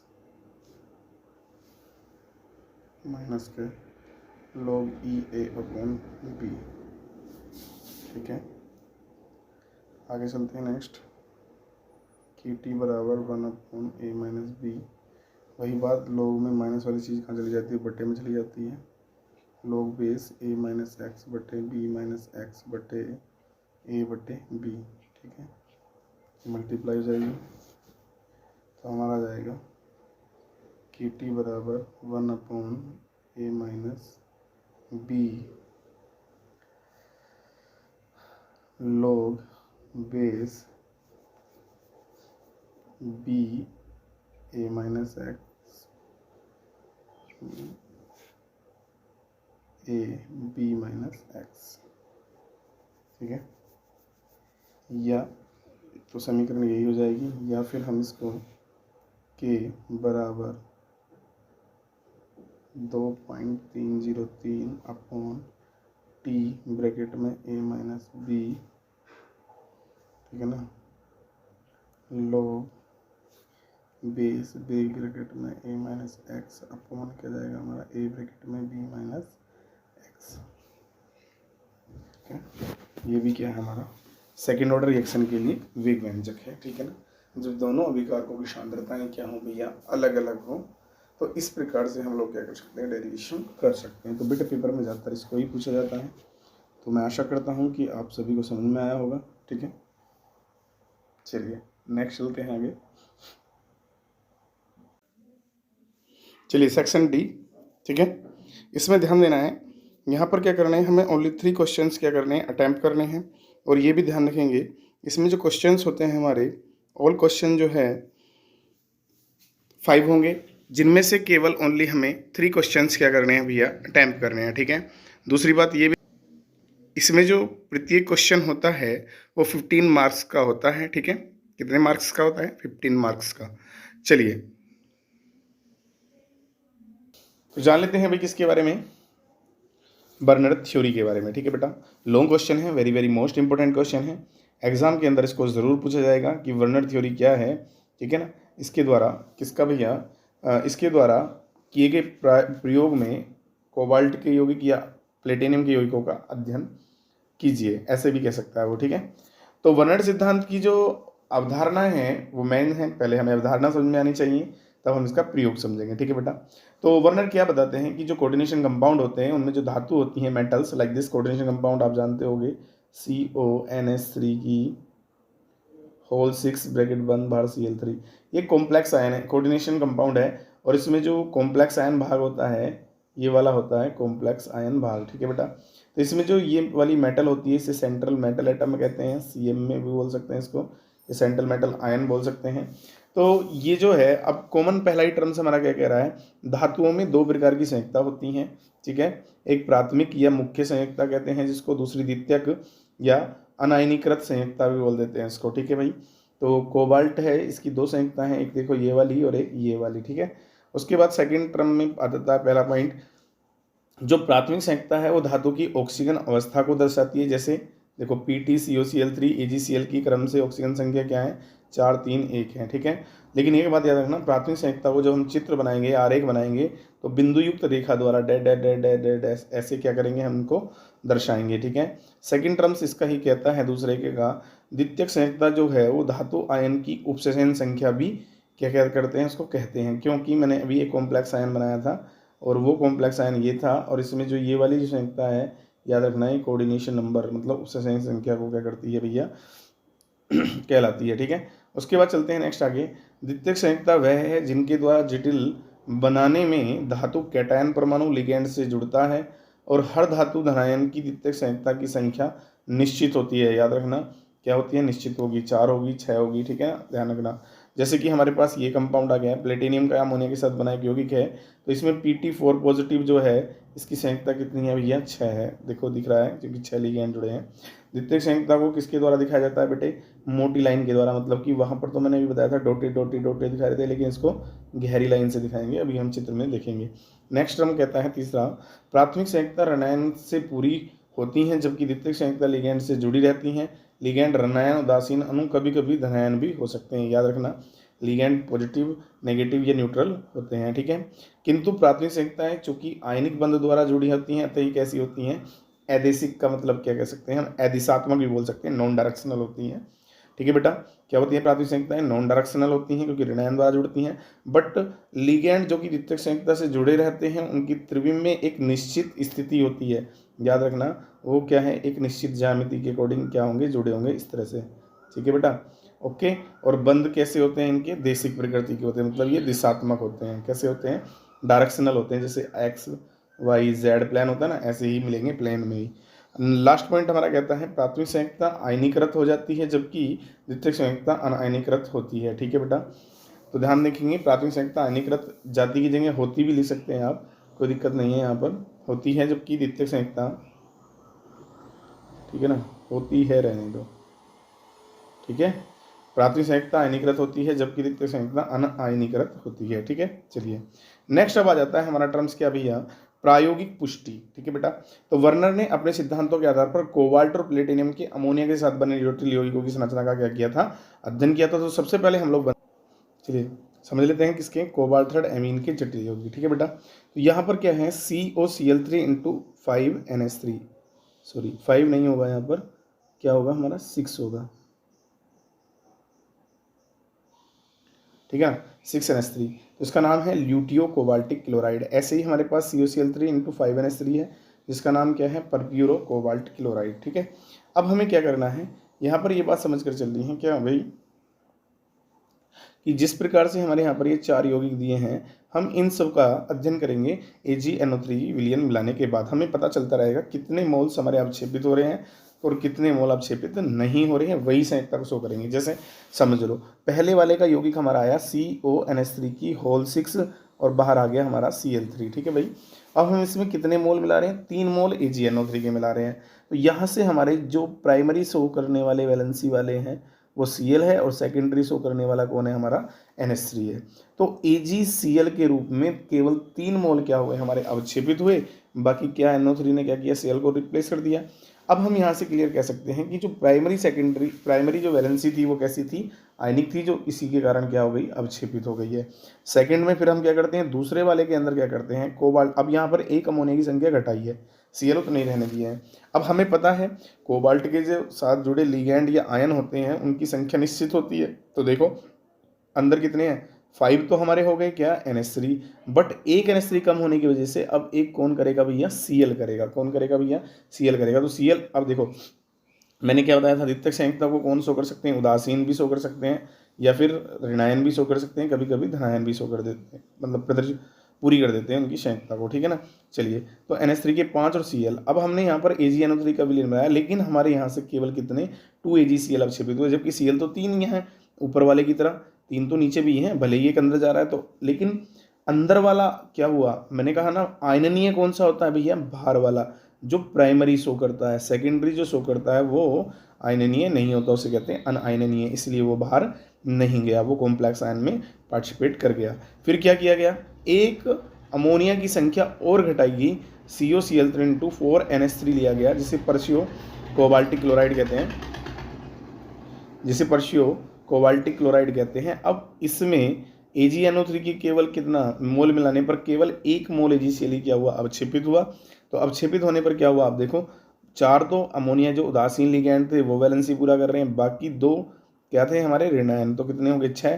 तो हमें पता है निश्चित ज्यामिति में रहते हैं तो 6 तो रहेंगे ही रहेंगे। तो केवल इसीलिए बाहर वाला Cl क्या होगा, केवल आयनित होकर क्या देगा, AgCl का अवक्षेप देगा। बट फिर संख्या क्या कर दी गई, 1 घटा दी गई। जब 1 घटाने पर जो बना हमारा CONH3 की होल 3 Cl3, बाहर कोई आयन है ही नहीं, इसलिए यहाँ पर कोई अवक्षेप प्राप्त नहीं हुआ, ठीक है।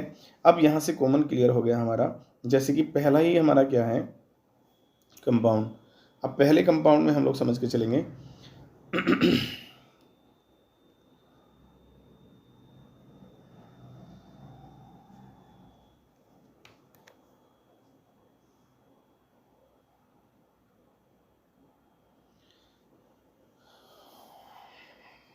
चलिए तो पहले ही कंपाउंड में हम लोग समझ के चलेंगे, COCl3 इंटू 6NH3, ठीक है।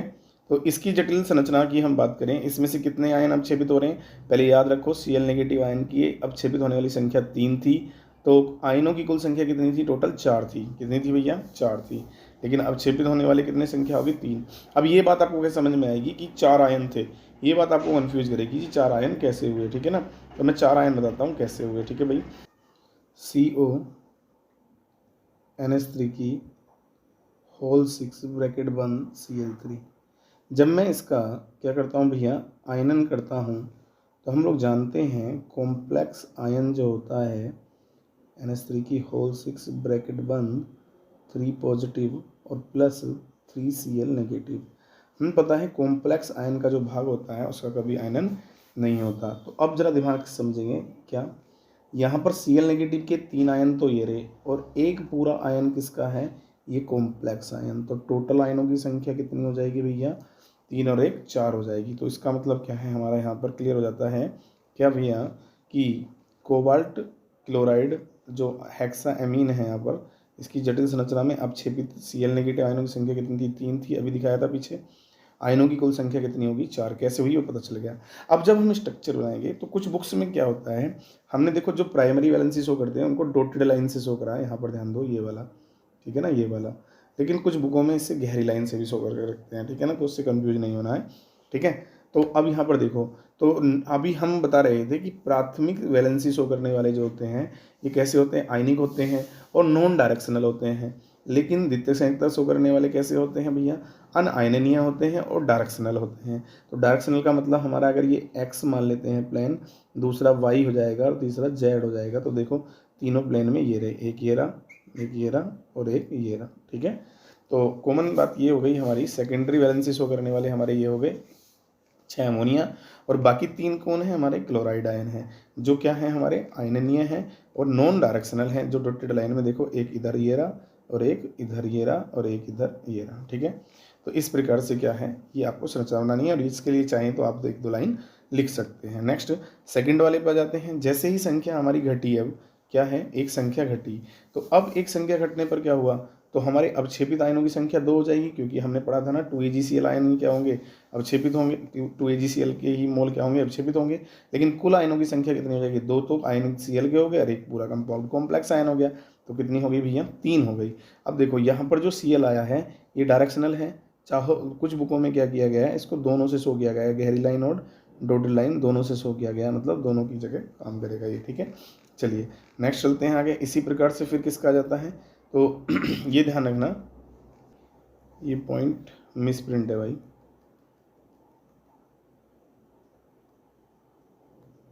ये नीचे का कहीं दोबारा आएगा ये, ठीक है ना, इसे छोड़ दीजिएगा। चलते हैं नेक्स्ट, अगले वाले पे आते हैं हम। नेक्स्ट अगला पॉइंट क्या है हमारा?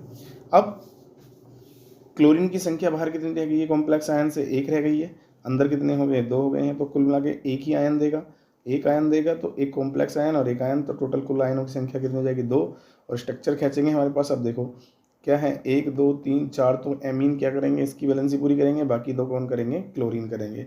तो इस प्रकार से ध्यान रखेंगे। तो निश्चित ज्यामिति पर ये वाले आ रहे हैं भैया, किस पर आ रहे हैं? ये निश्चित ज्यामिति पर आ रहे हैं, 6 रखे 6 परमाणु, ठीक है ना, ये वाले, ठीक है ना। ये कौन है? प्राइमरी वैलेंसी शो करने वाला। नेक्स्ट चलते हैं आगे। इसी प्रकार से अगला पॉइंट हमारा जाता है जिसमें सारे Cl के परमाणु क्या हैं? अंदर क्या कर गए हैं? पार्टिसिपेट कर गए हैं, बट यहाँ पर कोई भी आयन क्या नहीं है? बचा नहीं है बाहर आने के लिए, इसलिए यहाँ Cl आयनों की संख्या क्या हो जाएगी? 0। लेकिन ये कैसा अणु कहलाएगा? अब हमारा एक उदासीन अणु कहलाएगा, ठीक है। तो इस प्रकार से हम लोग बात कर लेते हैं किसकी भैया? प्लेटिनियम 4th एमीन जटिल यौगिकों की संरचना की। तो जटिल यौगिक का अणुसूत्र जो होता है वो PtCl4 कितने 6NH3, मतलब कि ये एक संख्या सब में क्या आ रही है? कम होती जा रही है। इस प्रकार ये क्या है? प्लेटिनियम के यौगिक हैं। तो यहाँ पर केवल एक ही यौगिक का मैंने वर्णन किया है, बाकी आप लोग देख सकते हैं। मान लो पहले वाले में 6 अमोनिया है, कितने अमोनिया है भैया? 6, 1 2 3 4 5 6, ठीक है ना। तो डायरेक्शनल देखेंगे जरा, ये अगर मैंने XY प्लेन माना है, इसको मैंने Y माना है, इसको अगर मैंने X माना है, तो ये मेरा Z हो जाएगा। तो प्लेन में आ रहे हैं या नहीं आ रहे हैं? बिल्कुल प्लेन में जो हमारे आ रहे हैं वो कौन कौन से आ रहे हैं? हमारे अमोनिया एमीन्स आयन आ रहे हैं। बाकी नॉन डायरेक्शनल कौन से हैं? हमारे Cl वाले भैया, एक इस डायरेक्शन में और एक इस डायरेक्शन में। तो इसने क्या किया है? देखो इसने एमीन को क्या दिखाया है? डॉटेड लाइन में दिखाया है, और जबकि Cl को कहाँ दिखाया है? गहरी लाइन में दिखाया है, ठीक है ना। तो इस प्रकार से हम लोग कह सकते हैं PTNS3 की होल 6Cl4 में नंबर ऑफ आयन टोटल कितने होंगे, 5 होंगे। और अगर हम लोग इसमें AgNO3 विलयन मिलाएं तो AgNO3 विलयन मिलाने पर केवल 4 मोल AgCl के क्या होंगे भैया, अवक्षेपित होंगे। क्या होंगे, अवक्षेपित होंगे। वो लाइन जो वहाँ लिखी थी यहाँ की है, ठीक है। चलिए, तो इस प्रकार से आप लोग क्या कर सकते हैं, वर्नर थ्योरी का वर्णन कर सकते हैं। तो वर्नर ने जो ये सिद्धांत दिया था, मैं बता दूं इसकी लिमिटेशंस क्या थी। वर्नर सिद्धांत जो था कोऑर्डिनेशन कंपाउंड को समझाने में सफल रहा, बट लेकिन वो कोऑर्डिनेशन कंपाउंडों के कुछ गुणों की व्याख्या नहीं कर सका, जैसे चुंबकीय गुण है, रंगीन है, आयनों का बनना है, मतलब रंगीन मतलब उनके रंग को और चुंबकीय गुण को, ठीक है ना, क्या नहीं कर पाया था, सही से डिफाइन नहीं कर पाया था। कौन भैया, बर्नर्ड सिद्धांत। तो इसीलिए बर्नर्ड सिद्धांत के बाद आई नेक्स्ट कौन सी भैया, VBT। लेकिन VBT के साथ साथ VBT भी कुछ गुणों की व्याख्या नहीं कर पाई, तो आई कौन सी भैया, हमारी CFT। तो ध्यान रखेंगे भैया, मैं 2 शब्द क्यों लेकर आया हूँ, दोनों ही इंपॉर्टेंट है। ध्यान रखना, वर्नर इंपॉर्टेंट है क्योंकि वर्नर के बाद ये दोनों आती है, दोनों ही इंपॉर्टेंट है। कहीं ऐसा ना हो आपसे एग्जाम में वर्नर थ्योरी की जगह VBT पर क्वेश्चन पुटअप कर दे वो, तो बेटे VBT और CFT भी आप लोग तैयार करेंगे। बहुत आसान है, अगर नहीं समझ में आती है तो कमेंट्स करना जरूर कि मैं उसकी स्पेशल एक वीडियो दे दूंगा, ठीक है। चलिए नेक्स्ट चलते हैं आगे। दूसरा क्वेश्चन हमारा आ जाता है इसमें, क्लोप्रेन समीकरण तथा कोल्जियस क्लोप्रेन समीकरण की क्या करनी है भैया, व्युत्पन्न करना है। देखो मैंने इसे नोट से ही सीधा किया है क्योंकि वीडियो लॉन्ग ना हो, क्योंकि मैं अगर इसे समझाऊंगा तो बहुत लंबा टाइम लग जाएगा, तो बहुत जल्दी करके यहाँ पर ही समझने की कोशिश करेंगे, बिल्कुल एकदम समझ में आएगी। तो उसने कहा है क्लोप्रेन समीकरण हमें क्या करनी है, यहाँ पर व्युत्पन्न करनी है। दिक्कत सिर्फ उन्हीं बच्चों को आएगी, मैंने पहले भी कहा था, जो बायोलॉजी वाले हैं थोड़ा सा, क्योंकि बायोलॉजी वालों को थोड़ा मतलब कि इंटीग्रेशन कम आते हैं, समाकलन वगैरह, और इन डेरिवेशनों में थोड़ा समाकलन ही दिक्कत करते हैं, बाकी और कोई प्रॉब्लम नहीं है, ठीक है। तो माना स्थिर ताप T पर और दाब P पर एक पृथक पदार्थ 2 प्रावस्था A और B साम्यावस्था पर है। यदि स्थिर ताप दाब पर 1 मोल पदार्थ की प्रावस्था A B में स्थानांतरण किया जाए तो प्रसार के अतिरिक्त कोई अन्य कार्य नहीं होगा। इस दशा में मुक्त ऊर्जा परिवर्तन शून्य होगा, dg क्या होगा भैया, 0, ठीक है। और जब शून्य क्या होगा, हमारा dg होगा, तो dt भी हमारा शून्य होगा और dp भी हमारा शून्य होगा, ध्यान रखना। अब ये वाली जो समीकरण है ये तुमने पहले पढ़ रखी है समीकरण पीछे, ठीक है ना, चूंकि आपने पढ़ रखा है dg बराबर किसके होता है, vdp माइनस HDT, इसका क्या है आपका डेरिवेशन भी है, इंपॉर्टेंट है, ठीक है ना। तो gb, अब हमें पता है ना, जब dg बराबर 0 है तो dgb माइनस ga बराबर किसके होगा, डेल्टा g के होगा, और बराबर किसके हैं, 0 के। तो अब जब हम पक्षांतर करेंगे तो g जो माइनस वाला इधर जाएगा, और तो ga बराबर किसके हो जाएगा, gb के बराबर हो जाएगा। ये यहाँ से संबंध बन जाएगा इनका। अब प्रावस्था में जो परिवर्तन किया गया है तो इस समीकरण को उठाकर लाएंगे यहाँ। अगर A अवस्था ली जा रही है तो सभी की जगह A इंक्लूड होता चला जाएगा, सब में A, ठीक है बेटा। उसके बाद अगर हम B अवस्था की बात करें तो सब में B इंक्लूड हो जाएगा, ठीक है। तो हमारे पास 2 समीकरण बन जाएंगे, समीकरण नंबर 1, समीकरण नंबर 2। फिर क्या करेंगे हम, समीकरण नंबर 1 को समीकरण नंबर 2 से घटाने पर, तो 2 वाला पार्ट कौन सा है, ये वाला पार्ट है। तो dgb minus dga, vb minus va, dp bracket में आ जाएगा, sb माइनस sa dt। अब हमें पता है ये सारा किसके बराबर हो जाएगा, dg के बराबर हो जाएगा, और vb माइनस va बराबर किसके हो जाएगा, क्योंकि कॉमन ले लिया ना एक तरह से हमने। जब इसमें से इसे घटाएंगे तो यहाँ डायरेक्ट हुआ है, इसका रूप दिखा देता हूँ मैं आपको, थोड़ा सा दिक्कत आपको आएगी। जैसे कि मान लो, सपोज करो हमारा समीकरण नंबर 2 में से घटा रहा है, तो आप लोग घटा रहे थे किस में से भैया, VADP माइनस VBDP, ठीक है ना। देखो दोनों में DP कॉमन आ रहा है, तो हम DP बाहर कॉमन ले लेंगे, चाहे इधर ले लें या इधर ले लें, तो हमारा बचेगा क्या, VA माइनस VB, और बाहर DP क्या आ जाएगा, कॉमन आ जाएगा, इस तरह से। तो ये यहाँ डायरेक्ट रखा गया है, कहाँ पर भैया, यहाँ पर। ये कहाँ डायरेक्ट रखा गया, यहाँ पर, ऐसे ही यहाँ रखा गया है, ठीक है। तो चलिए, तो SB माइनस SA, अब इस वाले का बन जाएगा डेल्टा S और इस वाले का बन जाएगा डेल्टा B, ठीक है। तो DG delta V DP minus delta S delta T बराबर किसके हैं, 0 के है, क्योंकि हम लोगों ने ये संबंध अभी यहाँ से ही तो उठाया ना, ये वाले से, ठीक है। चलिए, अब बराबर है 0 के, जबकि हम लोग जानते हैं जब हमारा DG बराबर किसके होता है, 0 के होता है, तो ये वाला कॉमन इधर चला जाएगा, ये सारा इसके बराबर बराबर हो गया 0 के, ये तो पक्षांतर करा तो सारा हमारा ये आ जाएगा, ठीक है ना, क्या आ जाएगा, ये हमारा आ जाएगा। अब हमें क्या करना है, जो हमारा गया है। तो अब हम इनमें से क्या करते हैं, डेल्टा एस डी वी, यहाँ पर डी टी तो डी पी के बटे में आ जाएगा और डेल्टा वी डेल्टा एस के बटे में चला जाएगा। लेकिन हम लोगों ने पढ़ा है ये संबंध साम्यावस्था पर डेल्टा एस बराबर किसके होता है, डेल्टा एच अपॉन डी के होता है। तो जैसे ही हम डेल्टा एस की वैल्यू रखेंगे तो डेल्टा एस बराबर डेल्टा एच अपॉन टी है, तो डेल्टा एच अपॉन टी है, तो डेल्टा एस की जगह जहाँ वैल्यू लाएंगे हम यहाँ पर, तो क्या हो जाएगा यहाँ पर हमारा डेल्टा एच अपॉन टी कहाँ चला जाएगा, बटे में चला जाएगा टी डेल्टा वी। तो यही समीकरण हमारी जो बन के आई, इसको ही हम क्लोपरेन समीकरण कहते हैं बेटे। लेकिन कोल्जिसियस क्लोपरेन समीकरण के बारे में अब वो कह रहा है, द्रव वाष्प साम्यावस्था के लिए 1 मोल द्रव के वाष्प में परिवर्तन हुई आयतन में वृद्धि जो है डेल्टा वी का मान क्या है, V we minus we L होगा। और वी वी तथा वी एल क्रम से क्या है, वाष्प और द्रव के क्या है, मोलर आयतन है। तो डेल्टा एच के स्थान पर डेल्टा एच वी लिखने पर समीकरण 3 को निम्न प्रकार से व्यक्त कर सकते हैं। ये जो समीकरण हमारी बन के आई है, तो चलिए ये आ गई हमारी d P upon d t बराबर delta h v upon t del v we minus we l, क्योंकि डेल्टा वी के लिए वैल्यू लिया है अब हम यहाँ पर, ठीक है। और डेल्टा एच की जगह क्या लिया है, डेल्टा एच भी लिया है, ठीक है। चलो आगे। वो कह रहा है यदि द्रव का ताप क्रांतिक बिंदु से अधिक पास नहीं है तो वीवी को क्या कर लेते हैं हम, वीवी की अपेक्षा वीएल को नगण्य मान लेते हैं, क्योंकि वाष्प को क्या कर देंगे, कंपल्सरी मान लेंगे, और द्रव वाले को, लिक्विड वाले को क्या मान लेंगे, नगण्य मान लेंगे। और समीकरण नंबर 4 से एक नई समीकरण पैदा होगी, क्योंकि जब वी हमने यहाँ पर किसको नगण्य मान लिया है, वीएल को नगण्य मान लिया है, तो वी बचेगा केवल। अब ये हमारी नई समीकरण बनी 5। अब हमने किस में पढ़ा है, वाष्प आदर्श गैस की भांति व्यवहार करती है, तो हमने ये समीकरण पढ़ी होगी पी वी बराबर एन आर टी। लेकिन एन का मान क्या है यहाँ पर, आदर्श गैस के लिए 1 है, तो एन आर टी की जगह आर टी केवल आ जाएगा। तो यहाँ से हम वी वी की वैल्यू निकाल सकते हैं, वी वी बराबर आर टी अपॉन क्या जाएगा हमारा, पी आ जाएगा। और जैसे ही हम इस मान को उठाएंगे और कहाँ पुटअप कर देंगे भैया, यहाँ पुटअप कर देंगे, तो नई समीकरण बन के आएगी आर टी बटे पी, पी ऊपर चला जाएगा, जो बटे वाला है वो कहाँ चला गया है, ऊपर चला गया है। चलिए D P upon d t बराबर डेल्टा एच वी पी, ये बन गई हमारी नई समीकरण। फिर delta h v upon R T square कैसे जाना हमने, क्योंकि हमने क्या काम किया है, यहाँ से टी की टी में गुना कर ली, ठीक है ना। तो डी टी कहाँ है, अब हमने क्या करना था, पी को हम ले गए कहाँ पर भैया, पी को ले गए डी टी की जगह और डी टी को ले गए पी की जगह, ठीक है।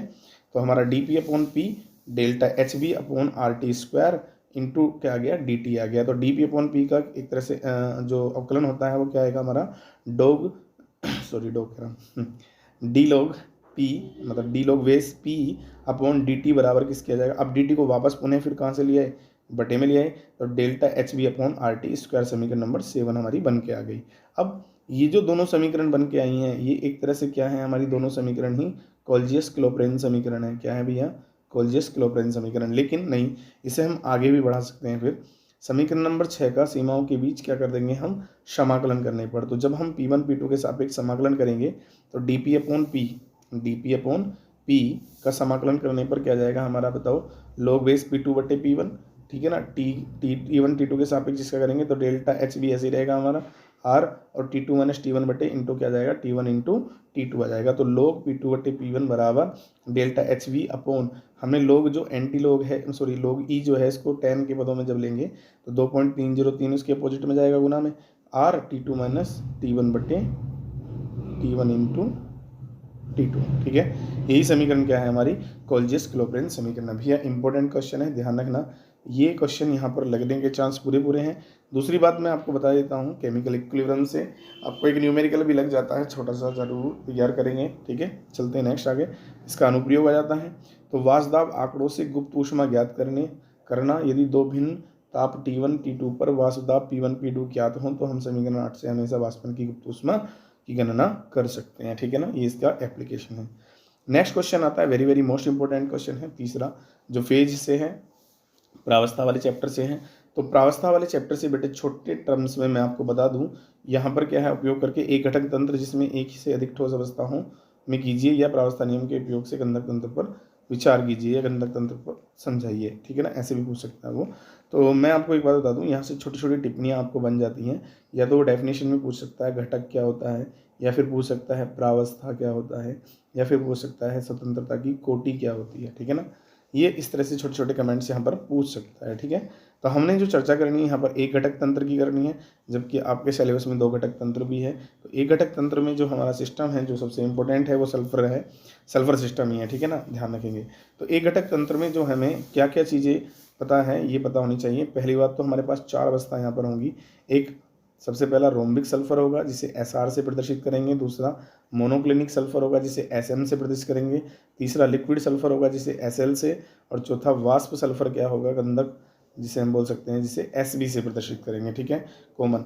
तो गंधक तंत्र एक चर तंत्र है, क्योंकि चारों प्रावस्थाओं के संगठनों को केवल एक S तत्व द्वारा ही क्या किया जा सकता है, प्रदर्शित किया जाता है। देखो चाहे हमारा सल्फर मोनो हो, मोनोक्लिनिक हो, रोम्बिक हो, या फिर लिक्विड हो, या फिर वाष्प हो, सभी के लिए ऐसे लगाएंगे। लेकिन पहचान के लिए क्या है, लॉजिक लगा के चलेंगे छोटा छोटा, ठीक है।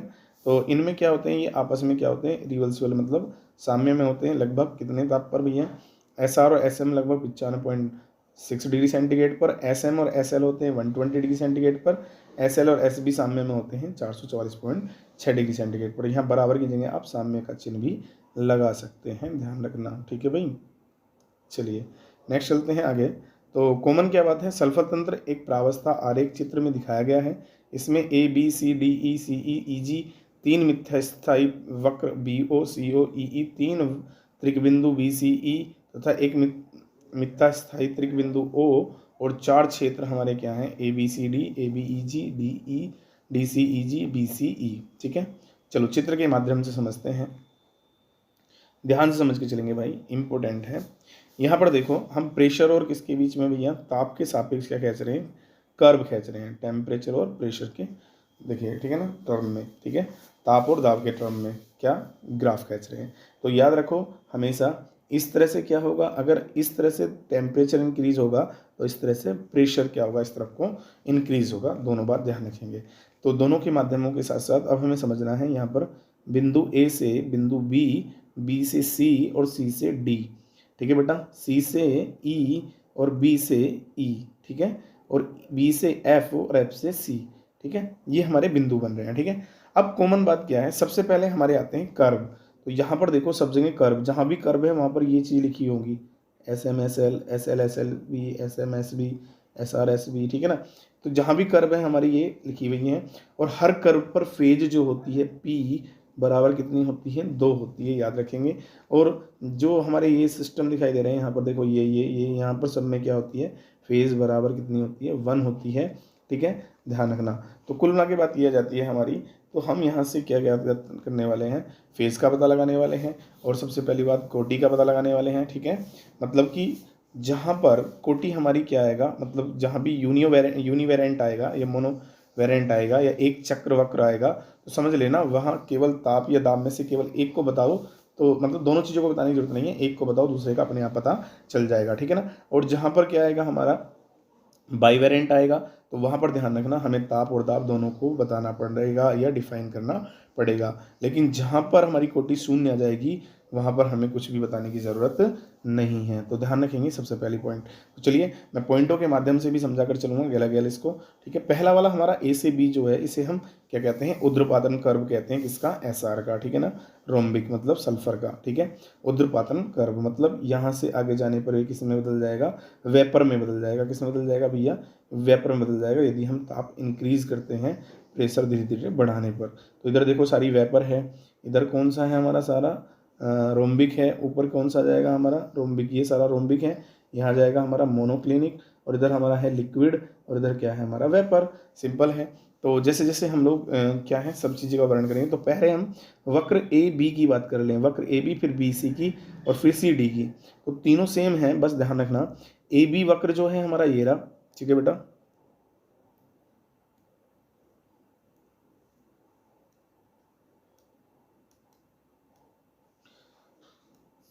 तो देखो भाई AB वक्र हमारा ये रहा, और AB वक्र क्या है, इसे हम क्या कहते हैं, ऊर्ध्वपातन वक्र कहते हैं या वाष्प दाब का वक्र कहते हैं।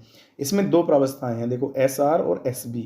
अब 2 प्रावस्थाएं हैं तो कॉमन यहाँ पर सूत्र देखो, F क्या है, कोटि हमें निकालनी है, C का हमारा क्या है, कंपोनेंट। कंपोनेंट तो हमारा एक ही है, हमें पता है ना, क्योंकि सल्फर ही है, एक कंपोनेंट है, तो C का मान एक आ गया, माइनस P मतलब 2 फेज हैं, SR और SV वेपर वाली, तो 1 - 2 हो गया, +2 फॉर्मूले में चलता है, तो 2 और 2 और 1 3, 3 में से 2 जाएंगे तो ना बचेगा 1। इसका मतलब क्या है हमारा, ये मोनोवेरिएंट या यूनिवेरिएंट है। हम कह सकते हैं एक चरवक्र है। क्यों? एक चीज़ बताओ, ताप बता दो तो दाब का यहाँ पता चल जाएगा। ये नेक्स्ट चलते हैं अगला। सेकंड बिल्कुल इसकी कॉपी वक्र BC है। BC वाला कौन सा है भैया हमारा? BC ये वाला, ठीक है। तो BC पे कौन कौन है? SM और SB। कौन है भैया? ये मोनोक्लिनिक और कौन सा भैया? SB। दोनों क्या है? साम्य में है। तो SM का उर्ध्वपतन वक्र या वाष्प दाब वक्र कहते हैं। इसमें 2 प्रावस्थाएं क्या है? SM तथा SB क्या है? साम्य अवस्था में है, इसलिए इसे भी क्या बोलेंगे? एक। ध्यान रखना, जितने भी वक्र हैं सभी क्या होंगे? हमारे साम्य अवस्था में होंगे और सारे मोनोवेरिएंट होंगे। वक्र CD की बात करें, CD कहाँ है? ये वाला। इसमें SB और SL है, दोनों ध्यान रखेंगे, ठीक है। तो इस वक्र में 2 प्रावस्थाएं SM तथा SB SL तथा SB क्या है? साम्य अवस्था पर है। और ये भी कैसा होगा माना? मोनोवेरिएंट होगा, ठीक है ना। D तक जाता है। SL का क्वथनांक कितना है? 444 डिग्री सेंटीग्रेड। नेक्स्ट वक्र BE की बात करें हम लोग। BE कहाँ है भैया हमारा? BE ये वाला वक्र, ठीक है। तो BE जो वक्र है इसमें किस में बदल रहा है? वो सीधा कौन कौन साम्य में है? BE में साम्य में है SR और SM। कौन है भैया? SR और SM। तो देखो SR और SM क्या है? संक्रमण वक्र कहते हैं इसको, ठीक है ना। क्योंकि देखो उसमें ट्रांजिशन हो रहा है किसका? रोम्बिक का मोनोक्लोनिक में, इसलिए उसे ट्रांजिशन कर्व बोलेंगे, ठीक है। तो इसमें प्रावस्थाएं SR और SM क्या है? साम्य अवस्था पर होती हैं, ठीक है ना। ये भी वक्र कैसा होगा? यूनिवेरिएंट या मोनोवेरिएंट होगा, ठीक है। तो इसमें क्या है? ताप व दाब का प्रभाव का पता चलता है। वक्र BE दाब अक्ष से दूर की ओर झुका है, अतः दाब बढ़ाने पर संकर ताप में क्या होती है? वृद्धि होती है, क्योंकि ये कर्व बता रहा है इस तरह से, ठीक है ना, इस तरह से। ओके, चलिए नेक्स्ट चलते हैं हम आगे। अगला हमारा आ जाता है नेक्स्ट भैया वक्र CE। इसको SM का गलनांक वक्र कहते हैं, ध्यान दो। CE मैं वक्र दिखा के चल रहा हूँ गैला गैल। CE कहाँ है भैया? C ये रहा, C और E ये रहा, ठीक है। अब देखो इसमें कौन है? SM और SL है, मतलब मोनोक्लिनिक और कौन है? लिक्विड है, ठीक है। तो यहाँ भी क्या है? ये भी यूनिवेरिएंट होगा, मतलब मोनोवेरिएंट वो बोल सकता हूँ जिसको। तो हमारा वक्र CE भी क्या होगा? इसका SM का गलनांक है। वक्र पर 2 प्रावस्थाएं होंगी, बिल्कुल हैं, लेकिन साम्य अवस्था पर होती हैं, अतः यह भी क्या है? एक चर वक्र है, ठीक है ना। तो मैं क्या कह रहा हूँ, इसे तुम अपनी भाषा में भी बना के लिख सकते हो, कोई ज़रूरी नहीं है जैसे मैंने लिखा है। मैंने भी इसको छोटा छोटा करके लिखा है, आप भी इसको अपनी भाषा में या अपनी लैंग्वेज में लिख सकते हैं, कोई घबराने वाली बात नहीं है। वक्र EF को इसको क्या कहते हैं? हम SR का गलनांक कहते हैं। चलो देख लेते हैं। वक्र CE, C ये रहा, सॉरी कहाँ गया C? हाँ CE, C तो हो गया।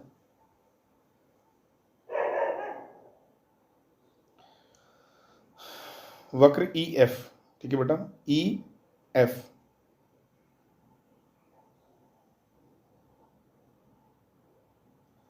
तो ये SR का क्या है? गलनांक वक्र है। इस वक्र पर 2 प्रावस्थाएं SR और SL साम्य अवस्था में रहती हैं, और यह एक क्या है? चर है। क्या है ये? एक यूनिवेरिएंट या मोनोवेरिएंट है, मैं कह सकता हूँ। यहाँ पर भी कोटि कितनी रहेगी? 1 रहेगी। नेक्स्ट आ जाता है हमारा 7 त्रिक बिंदु, बिल्कुल वेरी वेरी मोस्ट इंपॉर्टेंट। तो यहाँ पर त्रिक बिंदु B की बात कर रहा है पहला। और त्रिक बिंदु B पर क्या होता है? 3 वक्र एक साथ आकर क्या मिलते हैं इस बिंदु पर। तीनों अवस्थाएं क्या में होंगी? साम्य अवस्था में होंगी। तो इसीलिए कैसा होगा? शून्य चर होगा। क्यों? सूत्र से पता चल जाता है। मैं देखो F बराबर C, कंपोनेंट तो एक ही रहेगा हर जगह। फेज कितनी होगी? 3 हो गई, क्योंकि हमें पता चल गया ना 3 फेज कौन कौन सी है हमारी? SR SM SB, ठीक है। और -3 करेंगे तो 0 आ जाएगा हमारा। अब वक्र में देख लेते हैं बिंदु B। अब देखो इस बिंदु B पर देखो, इधर क्या है हमारी? मोनोक्लिनिक है। इधर कौन सी है हमारी? SR है। इधर कौन सी हमारी? SB है। तो तीनों आकर मिल रहे हैं, तो इस पॉइंट को हम कौन सा पॉइंट बोलेंगे भैया? ट्रिपल पॉइंट बोलेंगे। कौन सा बोलेंगे भैया? ट्रिपल पॉइंट, त्रिक बिंदु, ठीक है। उसके बाद चलते हैं नेक्स्ट आगे। त्रिक बिंदु C, यहाँ पर क्या है हमारी? SL SV और क्या है? SM। SL SV और SM बिंदु C पर मिल रही हैं। देखो जरा बिंदु C ये रहा, ये SV हो गया, ये SV हो गया, ये S हमारा क्या हो गया? L हो गया, और ये SM हो गया, ठीक है ना। ये त्रिक बिंदु C हो गया, इसे भी ट्रिपल पॉइंट बोल देंगे, ठीक है। ये भी शून्य चर होगा। नेक्स्ट चलते हैं आगे। अगला टर्म्स हमारा क्या आता है? नेक्स्ट त्रिक बिंदु C के बाद आ जाता है त्रिक बिंदु E। इस पर कौन कौन सी? SR SM और SL साम्य अवस्था में रहेंगी, ठीक है, ठीक है। ये भी शून्य चर होगा। इसी प्रकार से अब क्षेत्रों की बात कर लेते हैं। क्षेत्र ABCD AB, मतलब जो भी क्षेत्र है हमारे, याद रखना सभी पर क्या होता है हमारा? क्षेत्रों में केवल एक ही प्रावस्था रहती है। केवल एक प्रावस्था क्रम से SB होगी, SR होगी, SM होगी या SL होगी, ध्यान रखना इनमें से एक ही होगी, ठीक है ना। तो इसमें याद रखना ये कैसा होगा, मतलब बाई वेरिएंट होगा, मतलब द्विचर होगा। यहाँ पर कोटि का मान कितना आएगा, 2 आएगा। कैसे, मान लो सूत्र है हमारा F बराबर C माइनस P प्लस 2। अब हमें पता है हमारे पास क्या है, कंपोनेंट तो एक है, 1 माइनस फेज क्या होगी, हमेशा याद रखेंगे जब भी हमारा कोई मतलब कर्व हम खींच रहे हैं इस तरह से, मतलब मान लो लाइक दिस, ये है ये, ठीक है ना, ये ऐसे, ठीक है ना, ऐसे। तो ये जो हमारे मतलब ये जो हमारे क्षेत्र होते हैं इनमें हमेशा क्या होती है, हमारे पास फेज क्या होती है, हमारी एक ही होती है। हमेशा याद रखो जो कर्व होता है, कर्व पर फेज क्या होती हैं, 2 होती हैं, ठीक है ना। तो चलिए, और क्षेत्र में फेज कितनी होती है, 1। तो यहाँ पर पी का मान कितना आ जाएगा, 1 माइनस 1 कट गया तो कितनी बची, 2। इसका मतलब बाई वेरिएंट है, या फिर मैं कह सकता हूँ कैसा भी है, कोटि का मान यहाँ पर 2 है। लास्ट हमारा पॉइंट आ जाता है, इंपॉर्टेंट है, मेटास्टेबल इक्विलिब्रियम जो होती है, ठीक है ना। मेटास्टेबल स्टेट जो होती है, इक्विलिब्रियम जो होती है, उस पर क्या होता है, SR SM और AB के अनुसार परिवर्तन क्या होते हैं, बहुत धीमे होते हैं। यदि अधिक समय न दिया जाए तो SR को तेजी से गर्म करते तो संक्रमण बिंदु B गुजर जाता है और B पर SM प्राप्त नहीं होता, अतः वक्र AB आगे की ओर F तक बढ़ जाता है। तो वक्र AF मिगता स्थायी SR का उत्पादन वक्र या वासदाव वक्र कहलाता है। कैसे, समझ लो, बहुत अच्छे समझेंगे इसको जरा ध्यान से। चलिए, यहाँ पर कॉमन दिखाया गया है ये वाला स्टेट। मान लो हमने क्या काम किया है, हमने टेम्परेचर बढ़ाना शुरू किया है, किसका भैया, SR का, और धीरे धीरे हम टेम्परेचर बढ़ाते जा रहे हैं धीरे धीरे। लेकिन हम यहाँ आकर बहुत स्पीड से एकदम टेम्परेचर बढ़ाते हैं, तो हमारा जो SM है, क्या है भैया, हमारा SM जो है वो क्या, SR जो है वो SM में कन्वर्ट होना क्या हो जाता है, भूल जाता है, और कहाँ तक पहुँच जाता है, बिंदु F में पहुँच जाता है। एकदम उसे जब पता चलता है कि टेम्परेचर बढ़ गया है तो तुरंत से एकदम किस में कन्वर्ट हो जाता है, सारे का सारा एकदम SM में कन्वर्ट हो जाता है, ठीक है ना। ऐसा ही एग्जाम्पल आपने कभी कभी देखा होगा कि जो एक उसमें जल रखा होता है, मतलब ठंडा जल होता है जमने वाला, तो आप देखते हो कि वो आपको लिक्विड से दिखाई देता है, जैसे आप उंगली टच करते हैं ना उसे, तो एकदम सारा जम जाता है एकदम। तो कुल मिला के मूवीज़ वगैरह में भी ऐसा देखते हैं हम लोग, ठीक है ना, हाँ ऐसे ही। तो ये स्टेट क्या कहलाएगी हमारी, ठीक है, मेटास्टेबल स्टेट कहलाएगी, या मैं कह सकता हूँ मेटास्टेबल इक्विलिब्रियम कहलाएगी, ठीक है भाई, कंफर्म हुआ। तो इस प्रकार से मैंने बताया आपको सल्फर तंत्र के बारे में, ठीक है। नेक्स्ट चलते हैं अब आगे।